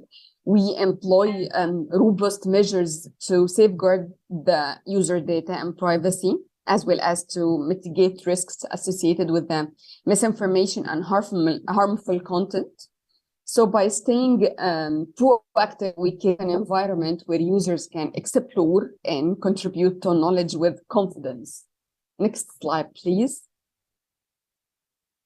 And here we go with a level of effort versus impact. So balancing effort and impact is fundamental considering in our decision making. We evaluate potential initiatives based on their potential positive outcomes relative to the resources required and that we have. So this approach allows us to allocate our efforts effectively and focus on projects that offer the most substantial benefit to our users and the Wikimedia movement. You can feel free to explore the options we have discussed so far, and don't hesitate to reach out if you have any questions or thoughts. And now let's move to our next point of access. Marina, you have the mic. Thanks, Amal. Hi, everyone. I'm Marina. I'm going to talk a little bit how using all this feedback we received from users, we're evolving the platform to move away from being a readers-only app as it was in the past. And now we're working on improving the editing experience and more on and support the Wikimedia movement more from a mobile perspective. Next slide, please. So we're going to take a look at a brief history of the apps over the years and how we're changing and evolving as always. Next slide, please. So at first, we were focused on a power reading experience that started back in 2012, and it was focused on bringing discovery content and a great reading experience for everyone in any language. Then we moved on to micro contributions, starting to allow article editing and article description editing, like slowly allowing new contributors and old contributors alike to edit from the apps. But then we moved on to support other ways that we interact with the movement, like on Wiki Communications in 2020 and new anti-vandalism tools just this year. Next slide, please. So starting from the beginning, we were focused only on reading. So we had like an explore feed, and it was one of the main features for a long time. It was a way for users to interact with the content. It was our version of the main page. When you can find a featured article, you can also find comments, a picture of the day, and you can find, for instance, top read and random articles. So ways to explore the content that had already been created. Next slide. We also had the places explore options. So you can find articles that are nearby to you from, like if you have your location services allowing the app to access where you are. So you can find the results in your area. You can zoom in the map and find content around you. And it's iOS only for now. Like we used to have it on Android, but some technical challenges made us remove this feature, and we are working on having it back soon. This is one of the most requested features. Next slide. And reading lists. So reading lists is a way to curate your own content and save your favorite articles. And it allows you to save your articles for offline reading. So you can take it on the go, read offline on your flights or when you have low data. So you can always have your articles with you, and they are saved across devices if you're logged in, to never lose your reading lists that is so carefully created. Next slide, please. But what about editing, right? So we're all supposed to be allowed to edit Wikipedia regardless of your device of choice. And then we started supporting this on the apps as well. Next slide. So we started with article editing, from editing article descriptions and with a section editor. Like full page editing is still a challenge for us because of the way the API works with the mobile endpoints. But we also have other limitations. For instance, a smaller screen, it's kind of hard to edit a lot of text in such a small screen, even though smartphones are getting bigger every year, basically. But we also don't have the visual editor.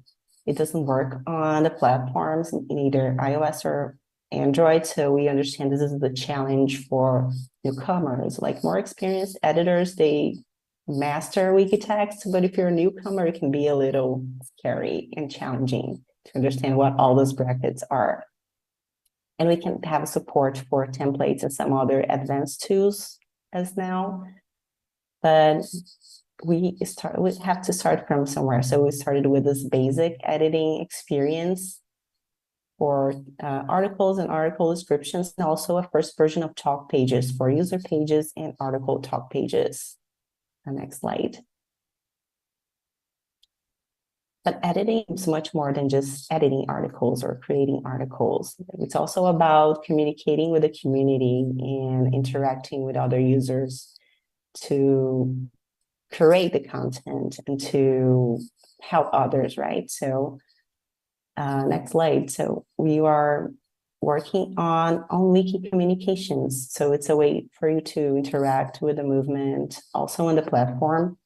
We started with notifications. You can get the notifications on your app, and you can get a push notification if you allow your phone to receive them. So you can have like real-time updates on all the activity that you care about. Next slide. We also improved the top pages experience. It used to be like a very simple list. You couldn't find an old picture of it, but the new experience is much more platform appropriate. So it gives you all the tools for creating topics and responding. And we're always improving this experience to allow, for instance, images and other types of content. And on iOS really soon, we still have some improvements to make. We're still iterating on this, but the new experience allows you to access archives in a better way and see other permanent links in a way that was not really possible before. Next slide. And now we're starting to work on patroller tools and anti-vandalism tasks on progress in both platforms. And although we'll talk a little bit more in depth for you, but you'll see what we're working on right now as well in other fronts. Next slide. So the future, like Amal also mentioned how we build our roadmap and all the inputs we take in consideration from the foundation, from the community. So what's in our roadmap right now? Next slide. Just recapping, we pull from 4 buckets, like when you're thinking about what we're going to tackle. So custom learning and discovery. Well, how can we help our users to find content and learn what's interesting to them?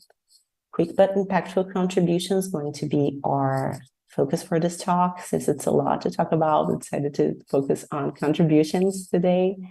Meaningful connections, like also related to the on-wiki communications and all that work, and platform reliability. We need to make sure that whatever you are, regardless of what's going on, you can access the content and you can still be connected with the movement.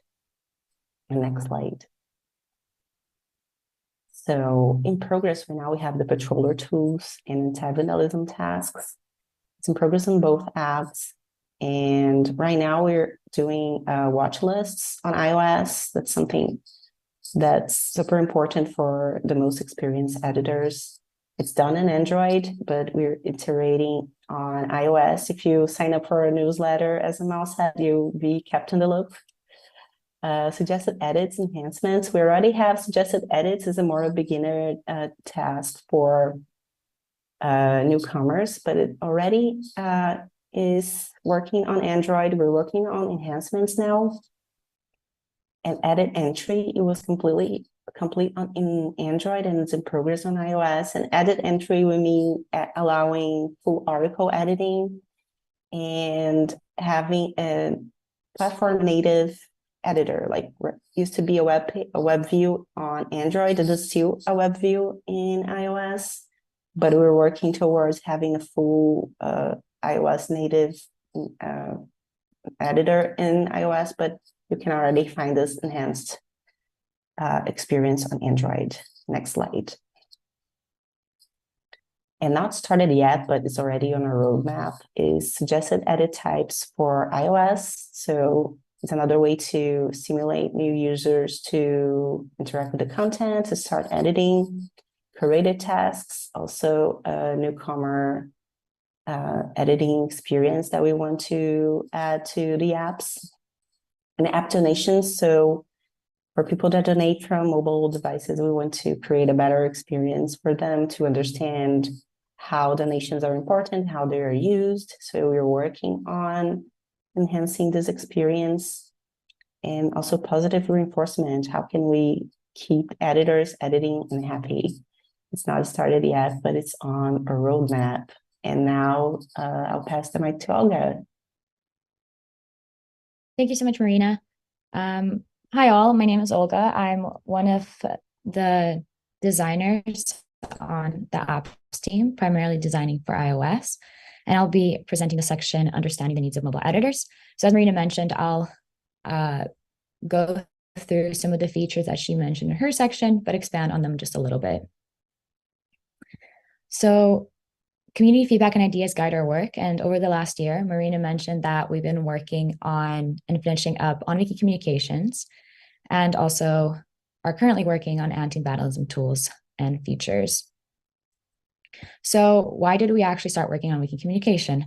Well, we had, as Marina mentioned, a request for editing features. So moving from primarily reader-focused to now editor-focused, communication became a big part to allow experienced editors to communicate between one another and send each other messages and also get notified about them.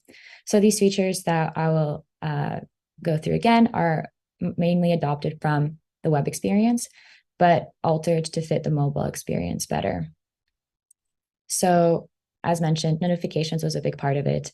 Again, they work similarly as on web, except we can access notifications across all languages and projects on your device. So it's all on the same page, and you pretty much filter through the languages that you have or the project that you have, but it's all located in one spot.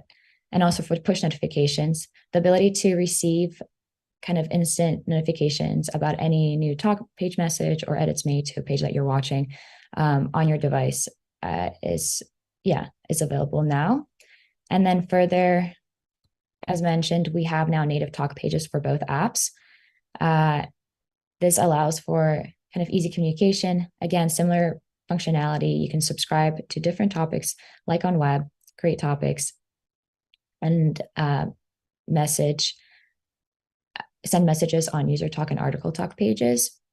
And as you see, it looks slightly different than on web because we are also designing to ensure that the different features and apps fit the platform kind of UI and designs.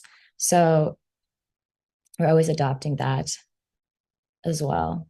And also, in addition, we've added edit notices alerts, and now you have access to like block messages, and people have the ability to see these messages displayed on their screen, as previously we did not have this ability.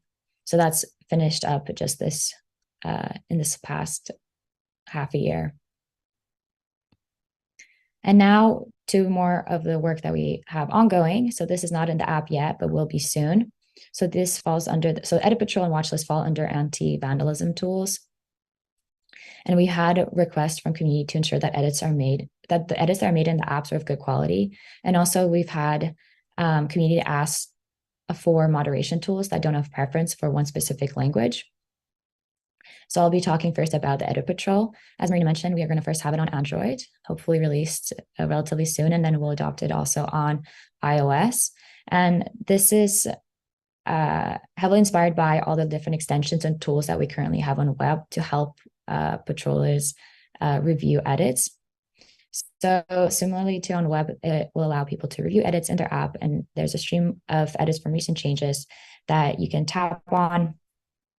As you see here in this kind of GIF, you can filter again through different languages. So you'll have access, if you do patrol in different languages, you have access to switch the recent edits into the recent changes into those languages. And then once you get to the diff view, you're able to either thank the editor for the contributions, undo or roll back the edit if you have the appropriate privileges and rights, watch the page, or warn editors by sending them a talk message. And in this feature, you're able to also save those warning messages into the app so you can reuse them later and don't have to retype the warning messages over and over again. And also, as mentioned, we're bringing a watch list to iOS. We do currently have watch lists on Android. And this, again, allows us to use the different languages or a specific language that you're interested in, and also review your watch list pages from that Wiki language. And once you tap on the diff, as you see here, you can also undo the contribution or roll back again if you have the appropriate privileges. And yeah, and So both of these features are here to aid experienced editors to track and review edits and hopefully improve also the quality of edits.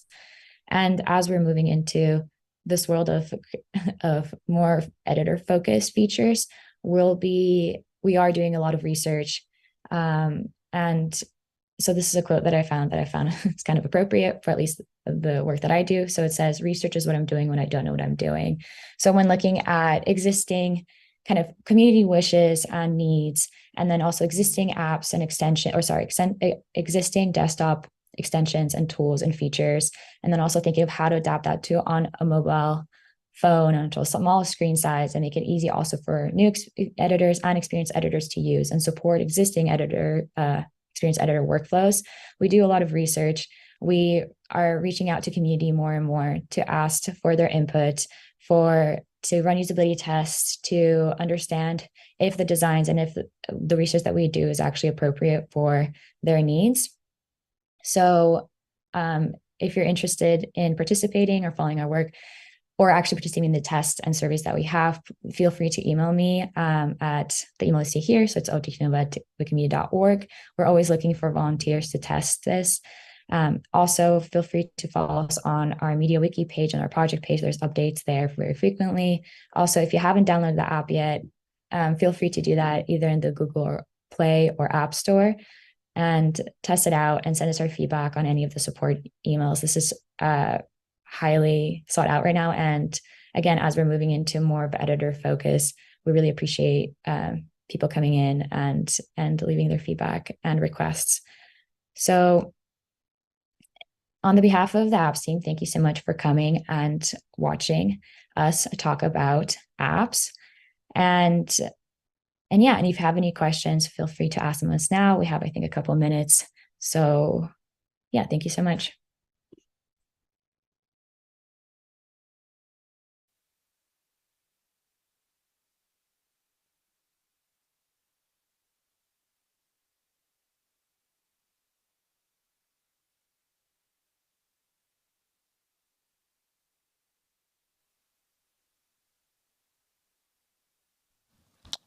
Is there any questions?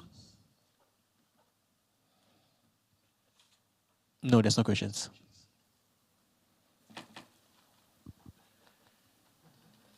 Okay, thank you. In the chat. Okay, here. I'm gonna read it out loud. Shamal has a question. I have enjoyed the Sparkline feature on the Wikipedia mobile app. I wonder if it might be nice to have it for articles on my watch list. It will help me improve content that is getting traction and which I typically would know or have interest in.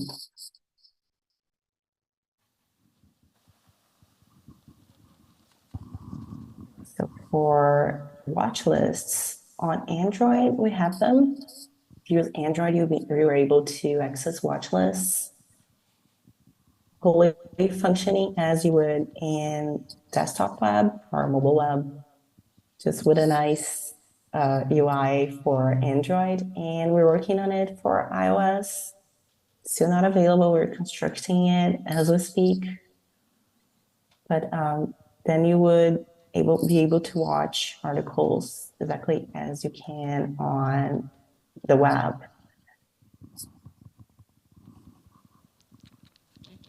Okay.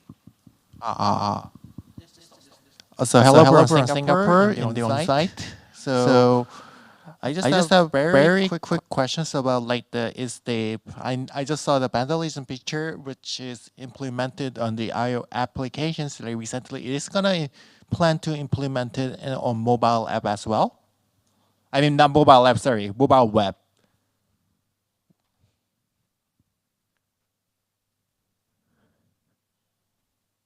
Currently, there'll be other moderation tools, I think, implemented on mobile web, but currently this version of the patrol, kind of edit patrol tool, is thought to be first on Android, then iOS. And we are communicating with people from mobile web, but I think there's actually a talk that they have later today on moderation tools specifically. So if you want to go listen to that, yeah.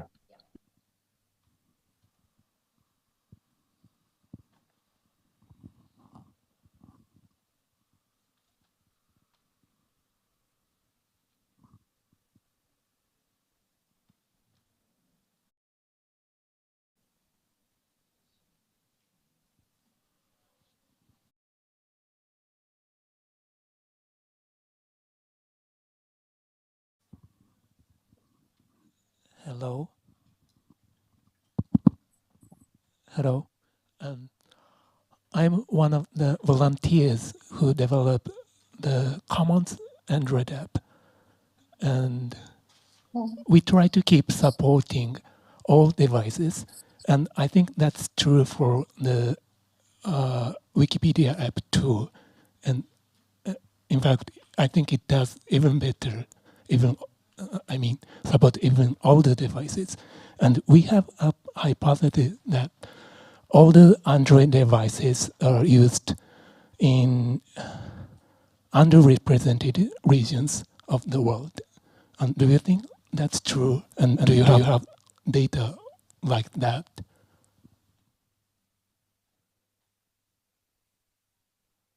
So I can participate in answering this question because I was attending the meeting that we had during this year at the first quarter, I guess, with the Commons volunteers who are working on developing the app as you explained with Nicholas and Kartik, as I can remember.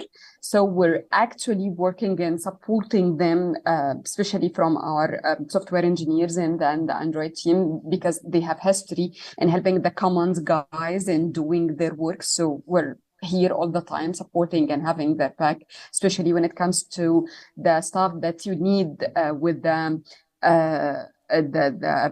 Play Store stuff and making sure that the app will be there and remain there for downloads.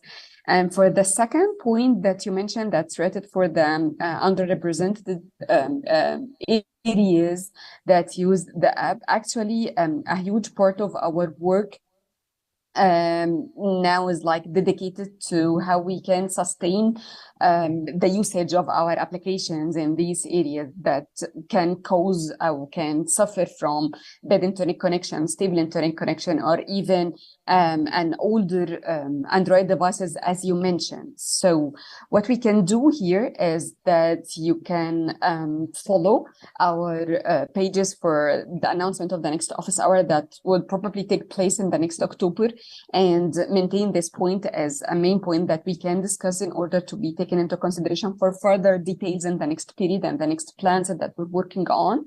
And the second point is that you can discuss with the volunteer engineers who are working on the Commons app, and that you just like have a specific step on what you want to do in order to help these users from the underrepresented areas, as you mentioned, and we can have our own meeting to discuss what we can do in order to uplift the usage and this point.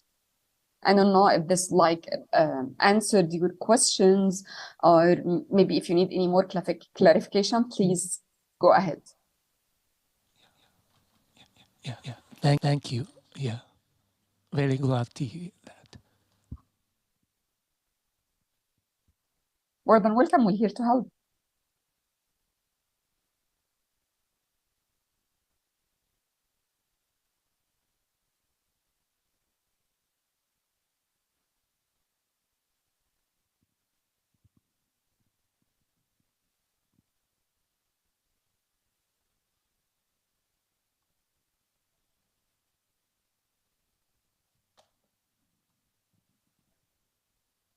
So do you have any other questions that we can answer?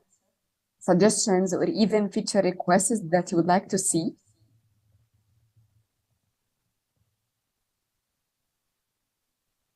So I think this is it. And we have shown you how you can reach out to us. We're listening to your inquiries, thoughts, and suggestions all the time. Myself and my colleagues, we were so happy to be with you here today, and we're looking forward the communication that we can collaborate and uplift the usage of our Wikipedia app so that it can be exactly as you would like your user experience to be. Thank you so much for being here today, and looking forward to hear from you all. Thank you. Bye.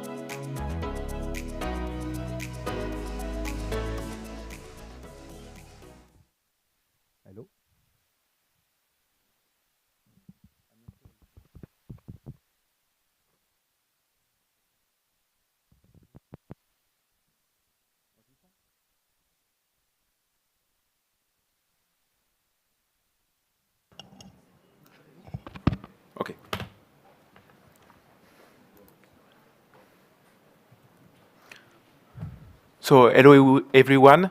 I will start with my presentation. So my presentation today is about recording voice and languages with Lingua Libre. Lingua Libre is a project from within the Wikimedia movement. And I'm Hugo Lopez, a Wikimedian in residence at the University of Toulouse in France. And I'm a professional e-learning. I'm an e-learning professional for at least 10 years, and I was active in the movement of Wikipedia since 2004. So I'm quite experienced into creating open educational resources. And also, where you may know me as a French person, I'm also from my ancestry. I'm from the Occitan ethnic or nation. And that's related to my speech today because I don't speak Occitan, and that's why I got involved in Lingua Libre, because the language of my ancestors have not been transmitted to me because of some political and historical reasons. So for today, we will see, talk a bit about language diversity, then Lingua Libre. I will make a short demo, and then I will discuss about the problematics and limitations we have. So for language diversity, the outline and the basis of this, you have large language family, but you also have about 7,000 languages across the world. We have 350 Wikipedia, so we don't have we just have 5% of these languages on Wikipedia. And if you zoom in, you could see language, 7,000 language, and not just 15 families, 7,000 language. And even in some country like Indonesia in particular, each valley can have its own language. So this linguistic and cultural diversity should be better documented. So the dimension we are interested by with Lingua Libre is to document languages, but also within a language, you have accent, regional accent, with different places have different pronunciation, like British English, American English, Indian English, and the English language should not be always represented by British and American. We should be represented, give visibility to every community which speaks this language. You also have difference in voices. In France, my case study, we have different pronunciation with older people and younger people, because the older people, the French language was not their native language, so they have a strong influence from their background language, like Occitan or Breton or Alsatian, and so on. We also want to document the diversity of genders, so we want different voices. So for language diversity, the diversity of our language, their word, expression, voice are probably documented and accessible. So what we want to do with Lingua Libre is to record, share, and make visible those expressions at large scale in an easy and quick fashion. And that's why we developed Lingua Libre. So for a short introduction, Lingua Libre as its background history, it's come from in France for the past 150 years. The government have prevented the local language from developing and from being spoken. So now most of them, 20 out of 25 are nearly dead, and 5 are still spoken on a daily basis.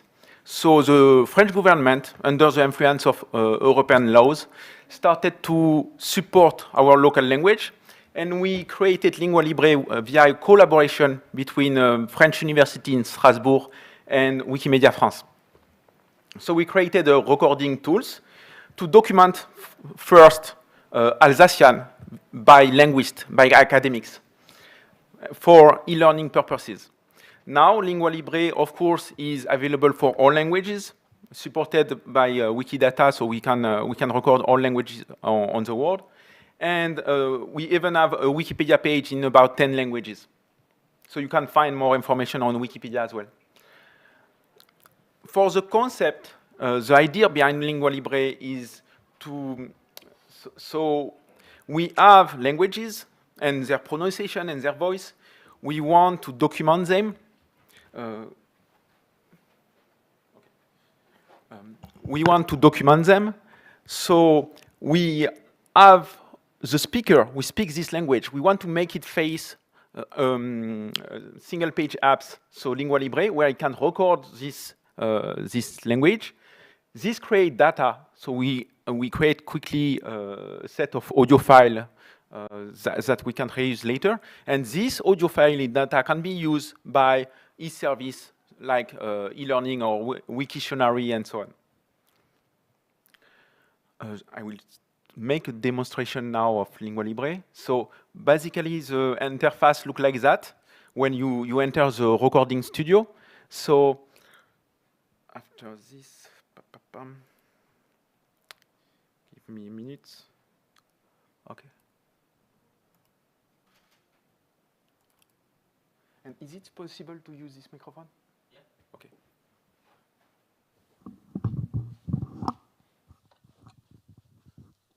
So when you go to on Lingua Libre, you can connect here. When you are not connected, you connect here with your Wikimedia Commons account. Okay. Oh, okay.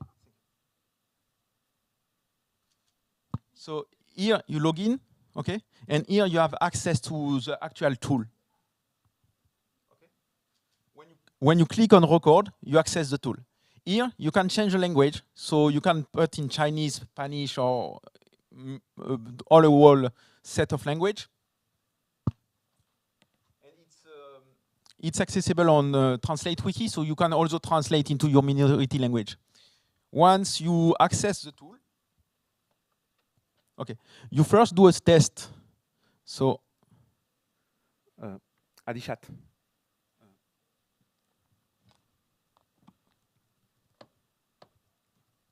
Adichat? You have a feed? Adichat. Oops. Adichat.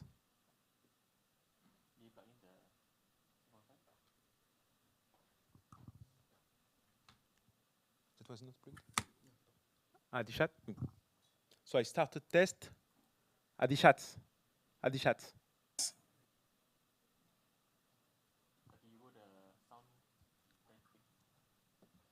And phone. Okay. Sorry. Here. Oh. Yep. Huh? Adichat. Adichat.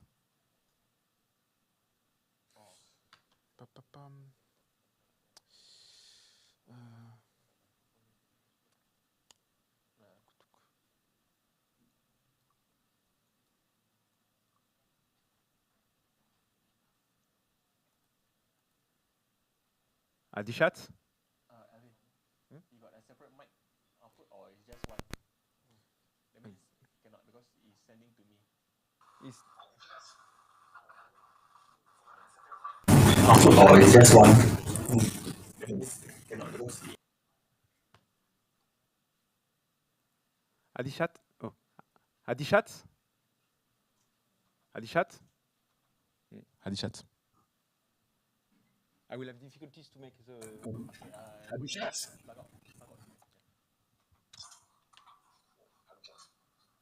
Okay. When we unplug that work. Yeah. Okay. Because now your microphone, your laptop microphone, yeah, you can't connect it.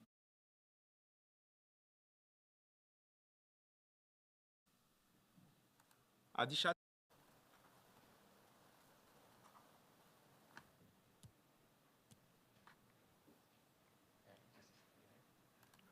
Adichat. Okay. Okay, we will try like this.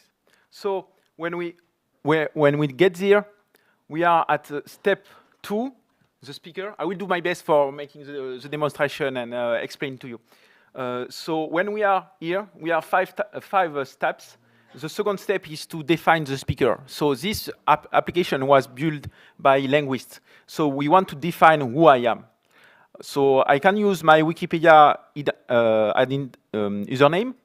Okay, I'm saying I'm a male because for statistic and this kind of reasons. And here I can I can add a language. So I add Occitan. Okay, I'm a beginner. And my learning place is Toulouse. Okay. This is my place where I live. And I'm okay to share this data. So I go to the next step. You can add all a bunch of language, but if your language is not in here, you can contact the administrator. Here, I can add a word.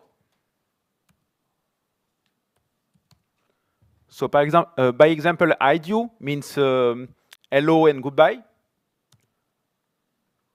Or I can load, here I'm on Occitan, and I can load a list of words. So this one, which is already in the system, which was provided by other contributor.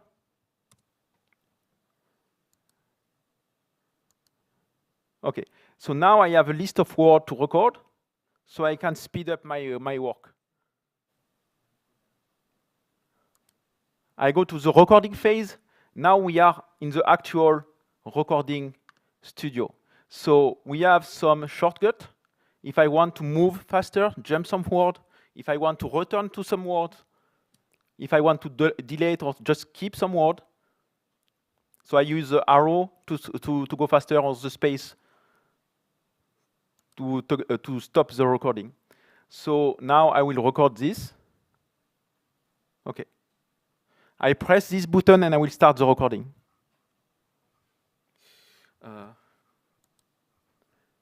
Aidiu, Aliskera, Atardiera, Bola, Kakasbar, Kakasbar, Consolament, Desarabar,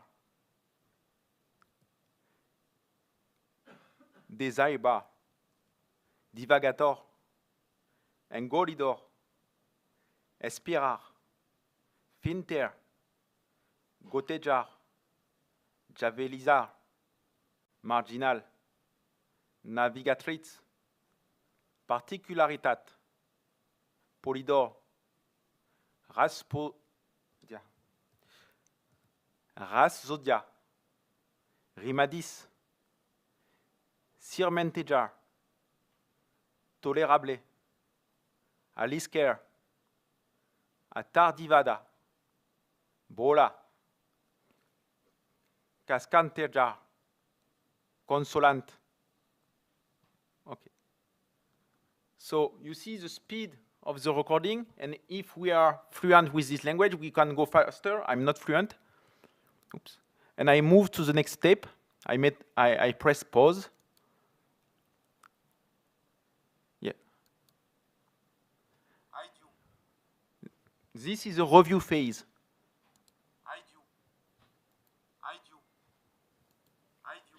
Okay? This is okay? Okay.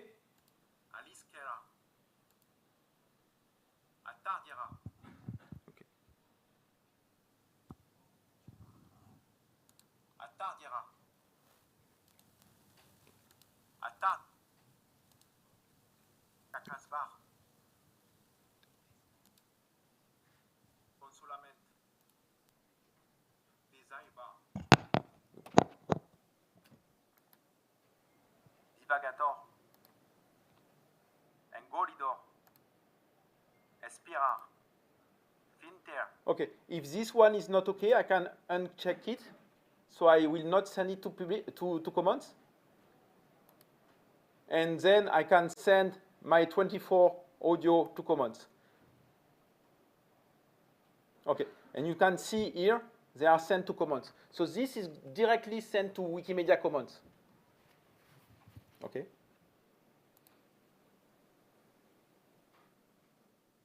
Oh, yeah. Okay. So that's done. That will be on Wikimedia Commons. I turn back to my presentation.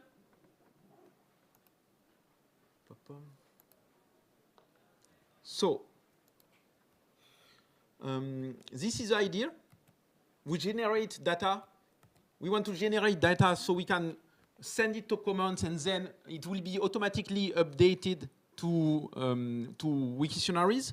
to several Wiktionaries, French and others. And we can also download this data for our own use. By example, if you go here, I can then look for Occitan. And here, I have the Occitan language, and I can download it. And there is already 14,000 words in Occitan. And there is also some statistics about Occitan. So,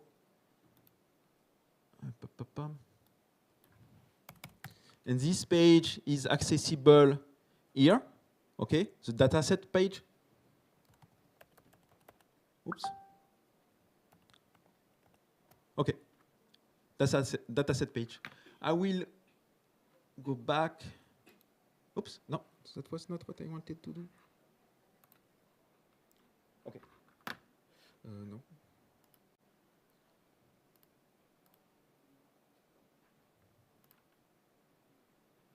Boom.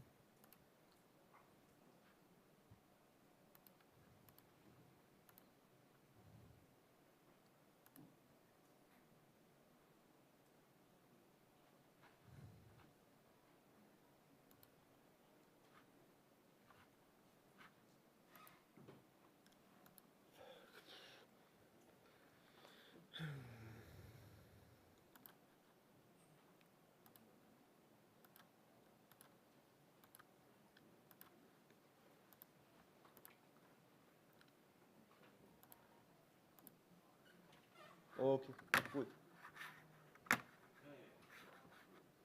Okay. Pam, pam, pam, pam. So now we have data to feed some web apps. We already have some web apps. And now I still have a few minutes to talk about the limits. So in the past 5 years, we recorded nearly over 900,000 recordings. We made efforts on various kind of language. So we have large language like French. We also have Filipino and this kind of language. Okay. And we also have a smaller language like Surui, which just have 2,000 speakers. We also have sign language. That's a new project I will talk about tomorrow. And so the questions are different with this language. By example, the smallest language sometimes don't have a writing system. So that's harder to record and document. Also, on the statistical side, we made some data visualization of our progress, and we can see that most of the language, of course, are larger language. But now we want to, we have to, and we want to move to the smaller language. And of course, we still have a base with Europe, which is very strong, especially France. India, which also has a strong community, and West Africa, which are the 3 communities we have the more active on Lingua Libre.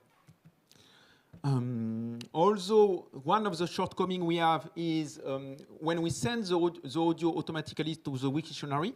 Right now, it's mostly sent to the French Wiktionary, Kurdish, Swahili, and Odia Wiktionary, but we need to make more bots to send to other Wiktionary, like the Chinese Wiktionary and so on.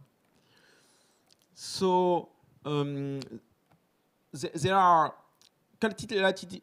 in terms of quality of the data, we have bias between the large language with larger population and the minorities, and we also have a huge bias with 90% of our audio which are still male. And of course, that's rather younger people, but we want elders to contribute because they have different accents. This is a statistic for the coverage of major language, large language, and minority language. The largest language are covered at 2/3, so Polish, American, and so on. For smaller language, about few millions people, we start to have 1/3 of them.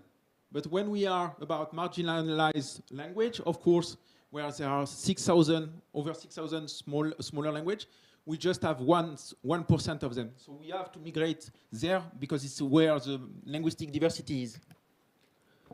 And so the objective we have is to create more. One of the objectives I have at least is to create, to nurture more services like e-dictionary and revitalization of languages, like Occitan and like other minority language. We have some friends from Taiwan. There is a great project in Taiwan which is very strong on revitalization. And we have to learn from this team in Taiwan. And I think the Wikimedia movement is a key place if we want to document the diversity of language, because as you can see outside with the map of the attendee of the Wikimania, we are a global network and we are focused on culture and so on. I cannot see. We are focused on culture, so the global community of Wikipedians is ideal to reach every corner of the globe. Okay, and that's about my presentation. And you can contact me later for question and answer. I think. Or do we have time for question and answer?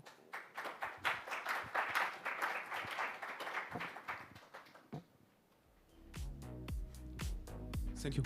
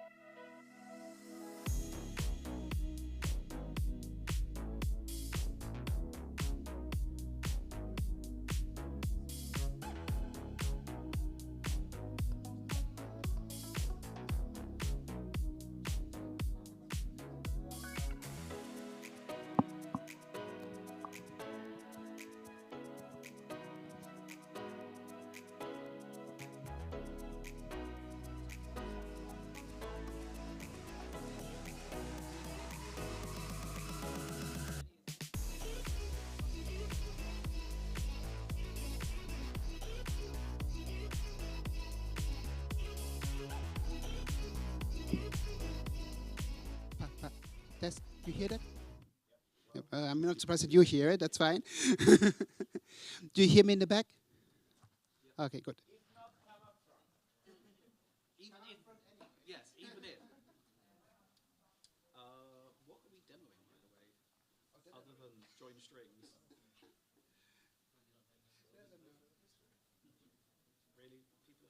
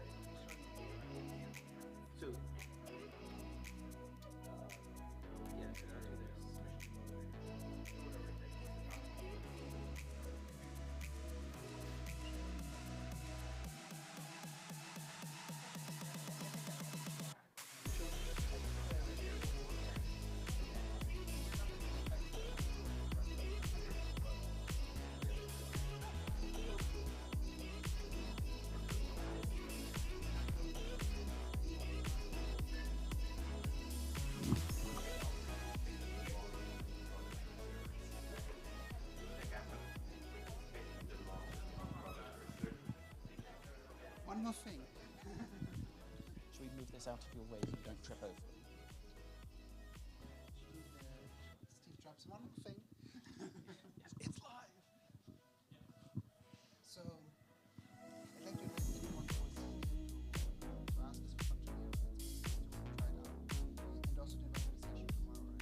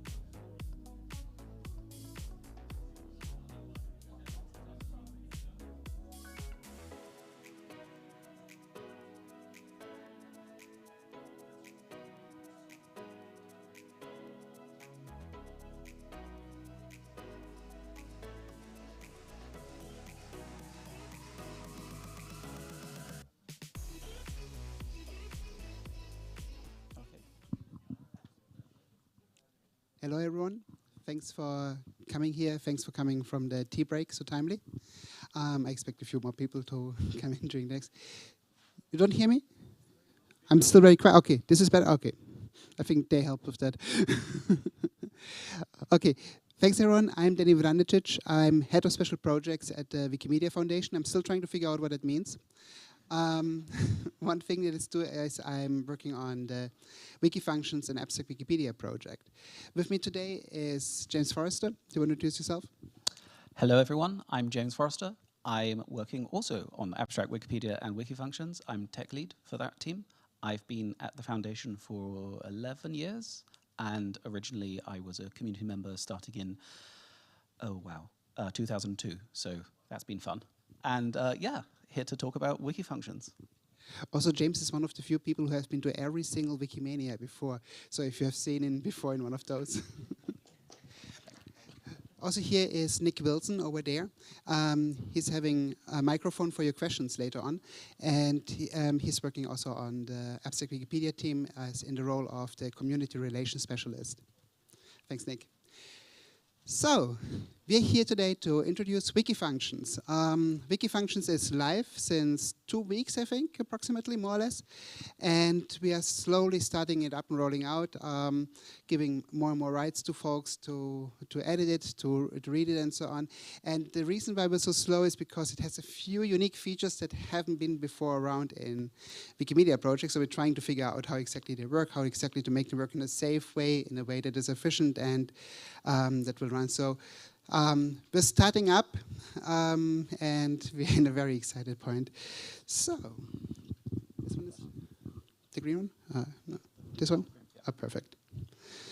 So, and you can go to wikifunctions.org right now and take a look. We'll actually take a demo after the short presentation. So the plan for today is I give a short presentation of introducing Wikifunctions.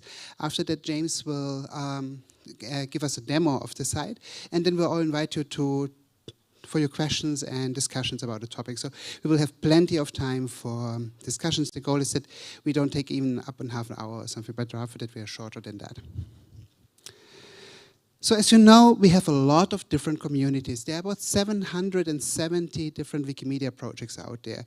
All the different language Wikipedias, Wikisources in different languages, Wiktionaries in different languages, and so on and so on. Some of those projects are really big, like English Wikipedia, for example. Others are smaller. The Malay Wikipedia has about 680 monthly contributors for more than 300 million speakers. That's quite a task. Hausa has more than 70 million speakers, but only 60 million active contributors. And those small communities sometimes have to deal with working with a lot for data. So I'm a bit focusing on the Malay Wikipedia because we're here in Singapore, so it's kind of close by. This is the list of modules that we have in the Malay Wikipedia. And you will see that a lot of those are actually English names, and not in Malay, even though they could be in Malay. But the thing is that a lot of them have been copied from the English Wikipedia and just taken over and even leaving the name the same. So also if you look into, for example, one of the special of those modules, we see that a lot of them are have a lot of content in English and also output in English. So they're not particularly well localized. The module was copied over from the English Wikipedia in 2017 and then partially localized. So some of the words have been translated, for example, for years, months, and so on, given in Malay, but far not the whole thing. And but other things, like for example, the documentation has never been copied over from the English Wikipedia to the Malay Wikipedia. So we have the documentation for that is still on the English Wikipedia. If you want to go and check out like how to do specific things, you have to go to the English Wikipedia and read it up in English for the documentation in order to figure out how to use this module on the Malay Wikipedia. And also the changes that have happened on the English Wikipedia since then, and there have been like a dozen improvements or so to the module that have not been translated. They have been not copied over to the Malay Wikipedia, also because it would be actually difficult, because as we have seen, part of it have been changed for the translation and so on. So some of the stuff that is happening in the module on the English Wikipedia is only available to the English Wikipedia, not to the Malay Wikipedia. There might be mistakes and errors that have not been corrected and so on, improvements which haven't been taken over. And the same is true for the other 83 languages that have copied this module. And it's particularly true for the other 690 projects that don't have access to this module. So we have a lot of very different states of those of the functionality that the module H provides to the different Wikipedias, and very different states where they're available, and a lot of splintered work and a lot of copy work, and it's not clear how much of this is actually available in different language Wikipedias. They're partially translated, partially under different names. They have different parameters. Sometimes the parameters are renamed, and so on. So it's hard to actually take, for example, a call to this module from one Wikipedia and bring it to another Wikipedia and translate this over to the different one. And this is what we want to improve with Wikifunctions. Wikifunction really is aiming to provide a centralized place where we can work on the functionality that is currently provided by Lua modules and make it available to all the Wikimedia projects at once. to have one place where we can improve the functions, where we can work on it together. Similar to what Wikidata did for the infobox data, we want to provide the functionality of what Lua models provide today in one centralized place through Wikifunctions, so that all the Wikipedias can enjoy those improvements and that everyone can contribute in improving them at the same time. So we would have one function age with clearly defined and documented parameters that can be called in from all of the Wikipedias and from all the other projects as well. It can be Wikivoyage, it can be Wikisource, and so on. All of them can use the same thing. And they know that they have the up-to-date implementation of those functions available. And the documentation would be available in their language, and they don't have to go to the English Wikipedia to read it, everything. Yeah, that's Wikifunctions. This is the page as it is currently now, and we are looking forward to have you all join in and to make this functionality available. So we're not at the point yet that actually the Wikimedia approaches can use Wikifunctions calls. So this is something that we want to work on basically from now on and see how quickly we can implement that, so that the projects can actually use Wikifunctions calls. For now, we are starting to work on this catalog of functions that and make this available, and then hopefully in some near future you can actually make the calls to the functions from your Wikimedia project and use it from there. So how does this look like in Wikifunctions? This is a very simple function. This is the not function. The not function takes a Boolean value and gives you the opposite of that. So it can, if you enter not true, it should return you false. If you say not false, it should return you true. Nothing surprising here. So when I said when you run it on true, it gives you false, and when you run it on false, it gives you true. So this is a look under the hood for the details of the function. We see that we have two tests. The negation of true should be false, as we just said, and we have several implementations here for this function, and all of them pass the three tests. The two tests that we have, the implementations is one in JavaScript, one in Python, one in something that calls composition. The one in Python is just using the Python not. This is nothing surprising here, and the one in JavaScript looks that. If you don't know Python or JavaScript, you don't actually have to care how exactly they implement it. You can still use the whole thing. Composition is not a programming language you have heard before. It's just it means that we're composing the functionality of a certain function through functions that are already available in the wiki. So in this case, for example, we're saying, we're using the if function, and we take the argument. If the argument that you entered is true, then the returns will be false, else it's true. Nothing surprising here. What is interesting here is that since all of these are objects inside of Wikifunction, they have a set ID similar to what Wikidata has with the QIDs, and they have labels for those things.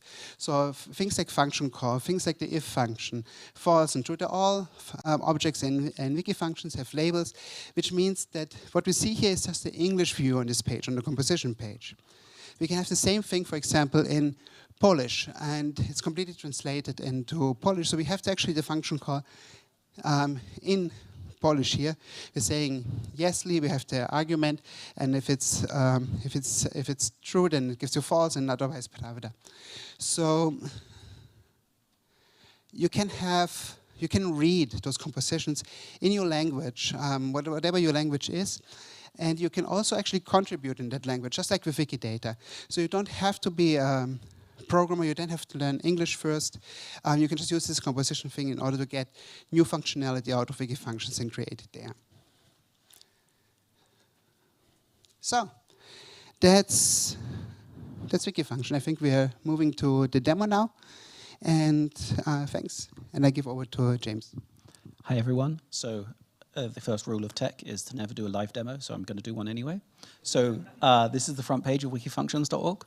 I am currently logged in as me, but other than that, it's just a wiki. But if here I go to this page, this is the function join strings. This was by popular vote, the very first function that was created on Wikifunctions. It may be more familiar to you if you're a programmer as the concatenate operation, but join strings is a much more familiar label. And we can actually look in here that it's got labels in English and a bunch of other languages, many of which I do not speak and will never speak. sadly. And you can try it out right there. Anyone can, in fact, if you're logged in. So I can do something like, let's write hello Wikimania, oopsie mania. And I can click run function, and it thinks about it, and it runs it, and it says, hello Wikimania, well, congratulations. So this is not the most impressive function ever, and I would be really sad if that was the first function we'd built, was an impressive one. It should be basic and simple and just work. But this is actually a lie.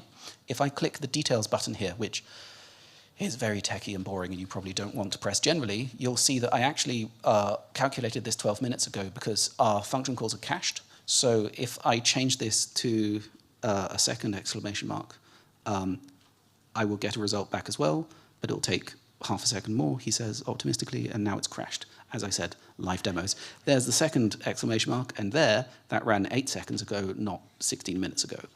So there are a bunch of functions that have already been created by the community. We are handing out rights so that people can do that in a slow and graduated manner, but we'd love for you to come to us and we can give you those rights right now. But you can go into the details operation here and you can see that there are multiple different implementations written in different languages that work in different ways. And some of them have been approved by the community. These are connected ones. And some of them have not yet been approved. So they're not connected. So when you run, when I click, run that function for me, the system will run the one that's first in this list. And they're reordered based on speed. So you can write a really silly, slow operation to do this, but famous last words, it won't take down production because, we'll just ignore it. Famous last words. But the idea is that this gives a lot of flexibility. So you as a user, who doesn't know any technology, feels like this could be really cool, can be like, hey, these sets of tests don't cover a test case which I have in my language, and when you put these two strings together, actually the output is wrong as it's currently written. I would like it to also put these two strings together and not collapse the glyph into a single glyph, but have it as two separate glyphs, or I'd like it collapsed, whatever that need is. And so you can propose a new test case. And as a community, the Wikifunctions community can go like, no, this is operating as desired, we don't think that's how it should work. Or they can go, you're right, this is how it should work. And none of our current code actually passes your new test.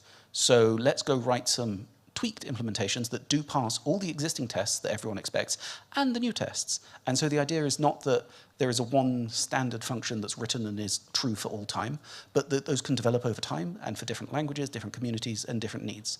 And maybe this function will eventually turn into a gargantuan thing that supports 2 trillion different character sets or whatever, or maybe it won't. And that's not for me to say. I'm just an engineer.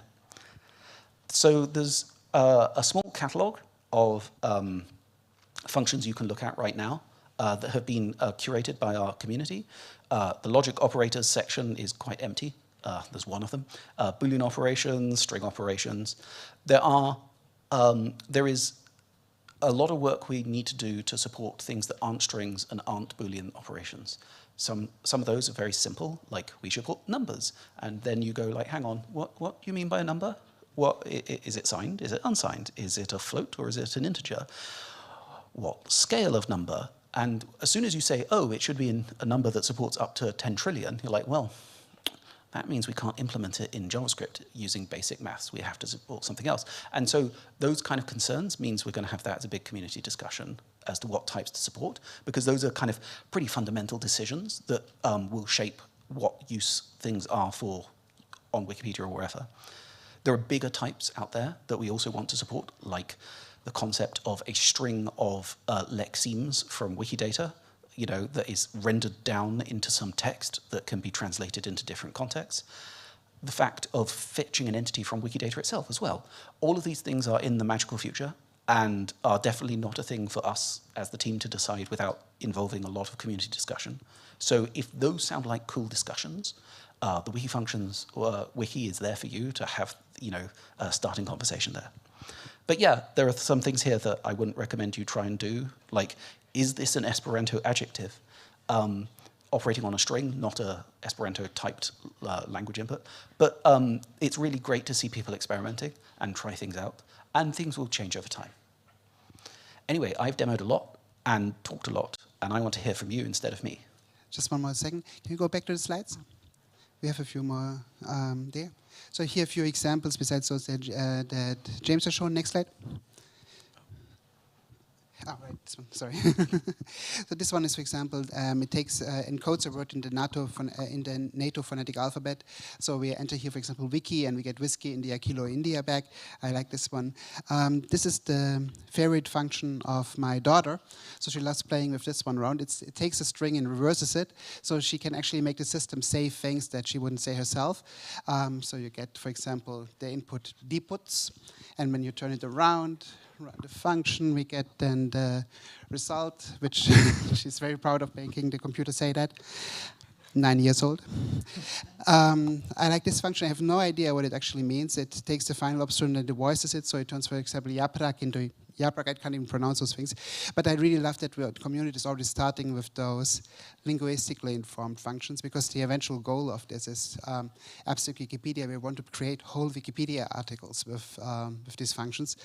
So having these things start to work on morphology, on words and other natural language generation things is really, really cool. And as said, we want to eventually get to the space where we can then, for example, enter inputs and create whole sentences, like Berlin is the largest city in Germany, also then available in different languages and so on, and have those things build together the Wikipedia articles for abstract Wikipedia. And this is then the ultimate goal for Wikifunctions, to support this kind of abstract Wikipedia natural language generation. So we hope that Wikifunctions will go beyond that goal, just like Wikidata, for example, had the goal of supporting the Wikimedia projects primarily, but has gone well beyond that goal by today. So we hope that Wikifunctions will have a similar trajectory.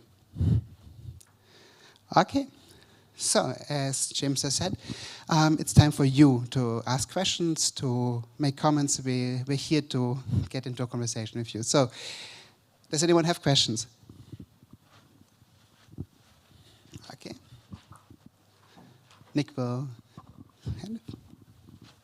Hi, it was quite amusing to see a new way to introduce Wikifunctions. I had never seen it described as the centralized location for modules, even though I follow the community for a bit, and it's a quite intuitive way to look at it. My question is related to that. Similar to how Wikidata came and took over the inter-wiki links, they didn't completely go away. I think we can still make them, but pretty much all of them have moved to Wikidata. Is this a goal for Wikifunctions to import all the modules? Is it desirable? And if so, would the modules extension, or I don't know if it's part of MediaWiki proper or is it an extension, but if it is extension, would it be disabled or would it continue to be there? So what is the plan regarding this? We do not plan to replace the current extension. I always say that we are planning to provide a way to centralize some of the functionality that modules are currently providing. But for example, we don't even support Lua right now. This was half intentional, because we didn't want to go immediately completely like just people trying to copy and paste the things. Wikifunctions and the current Lua models work differently enough that the transition won't be completely straightforward. So this is something that is a huge social process as well. So I hope that Wikifunctions can provide a lot of that functionality, but it is not designed as a one-to-one replacement and to provide all the functionalities that the current Lua model does. For example, the current Lua model has a lot of access to the internals of the given wiki installation. It can look up like data inside of it. It can look like, does it have this page and so on. These are all things that, well, we don't provide right now, and maybe we'll never provide. We'll see how far we get there. There are some functionalities that will be straightforward to take and implement inside of Wikifunctions. Others which won't last. And it's not designed to be a replacement for that.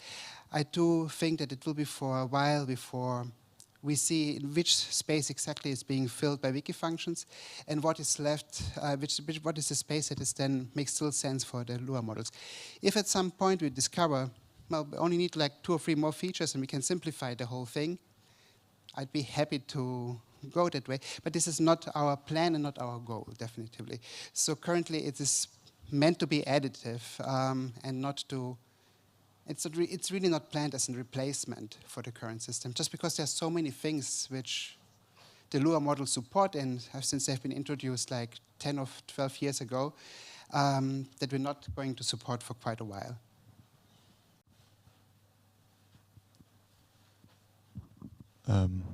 Yeah, there's a question online from saddeep.gil. Is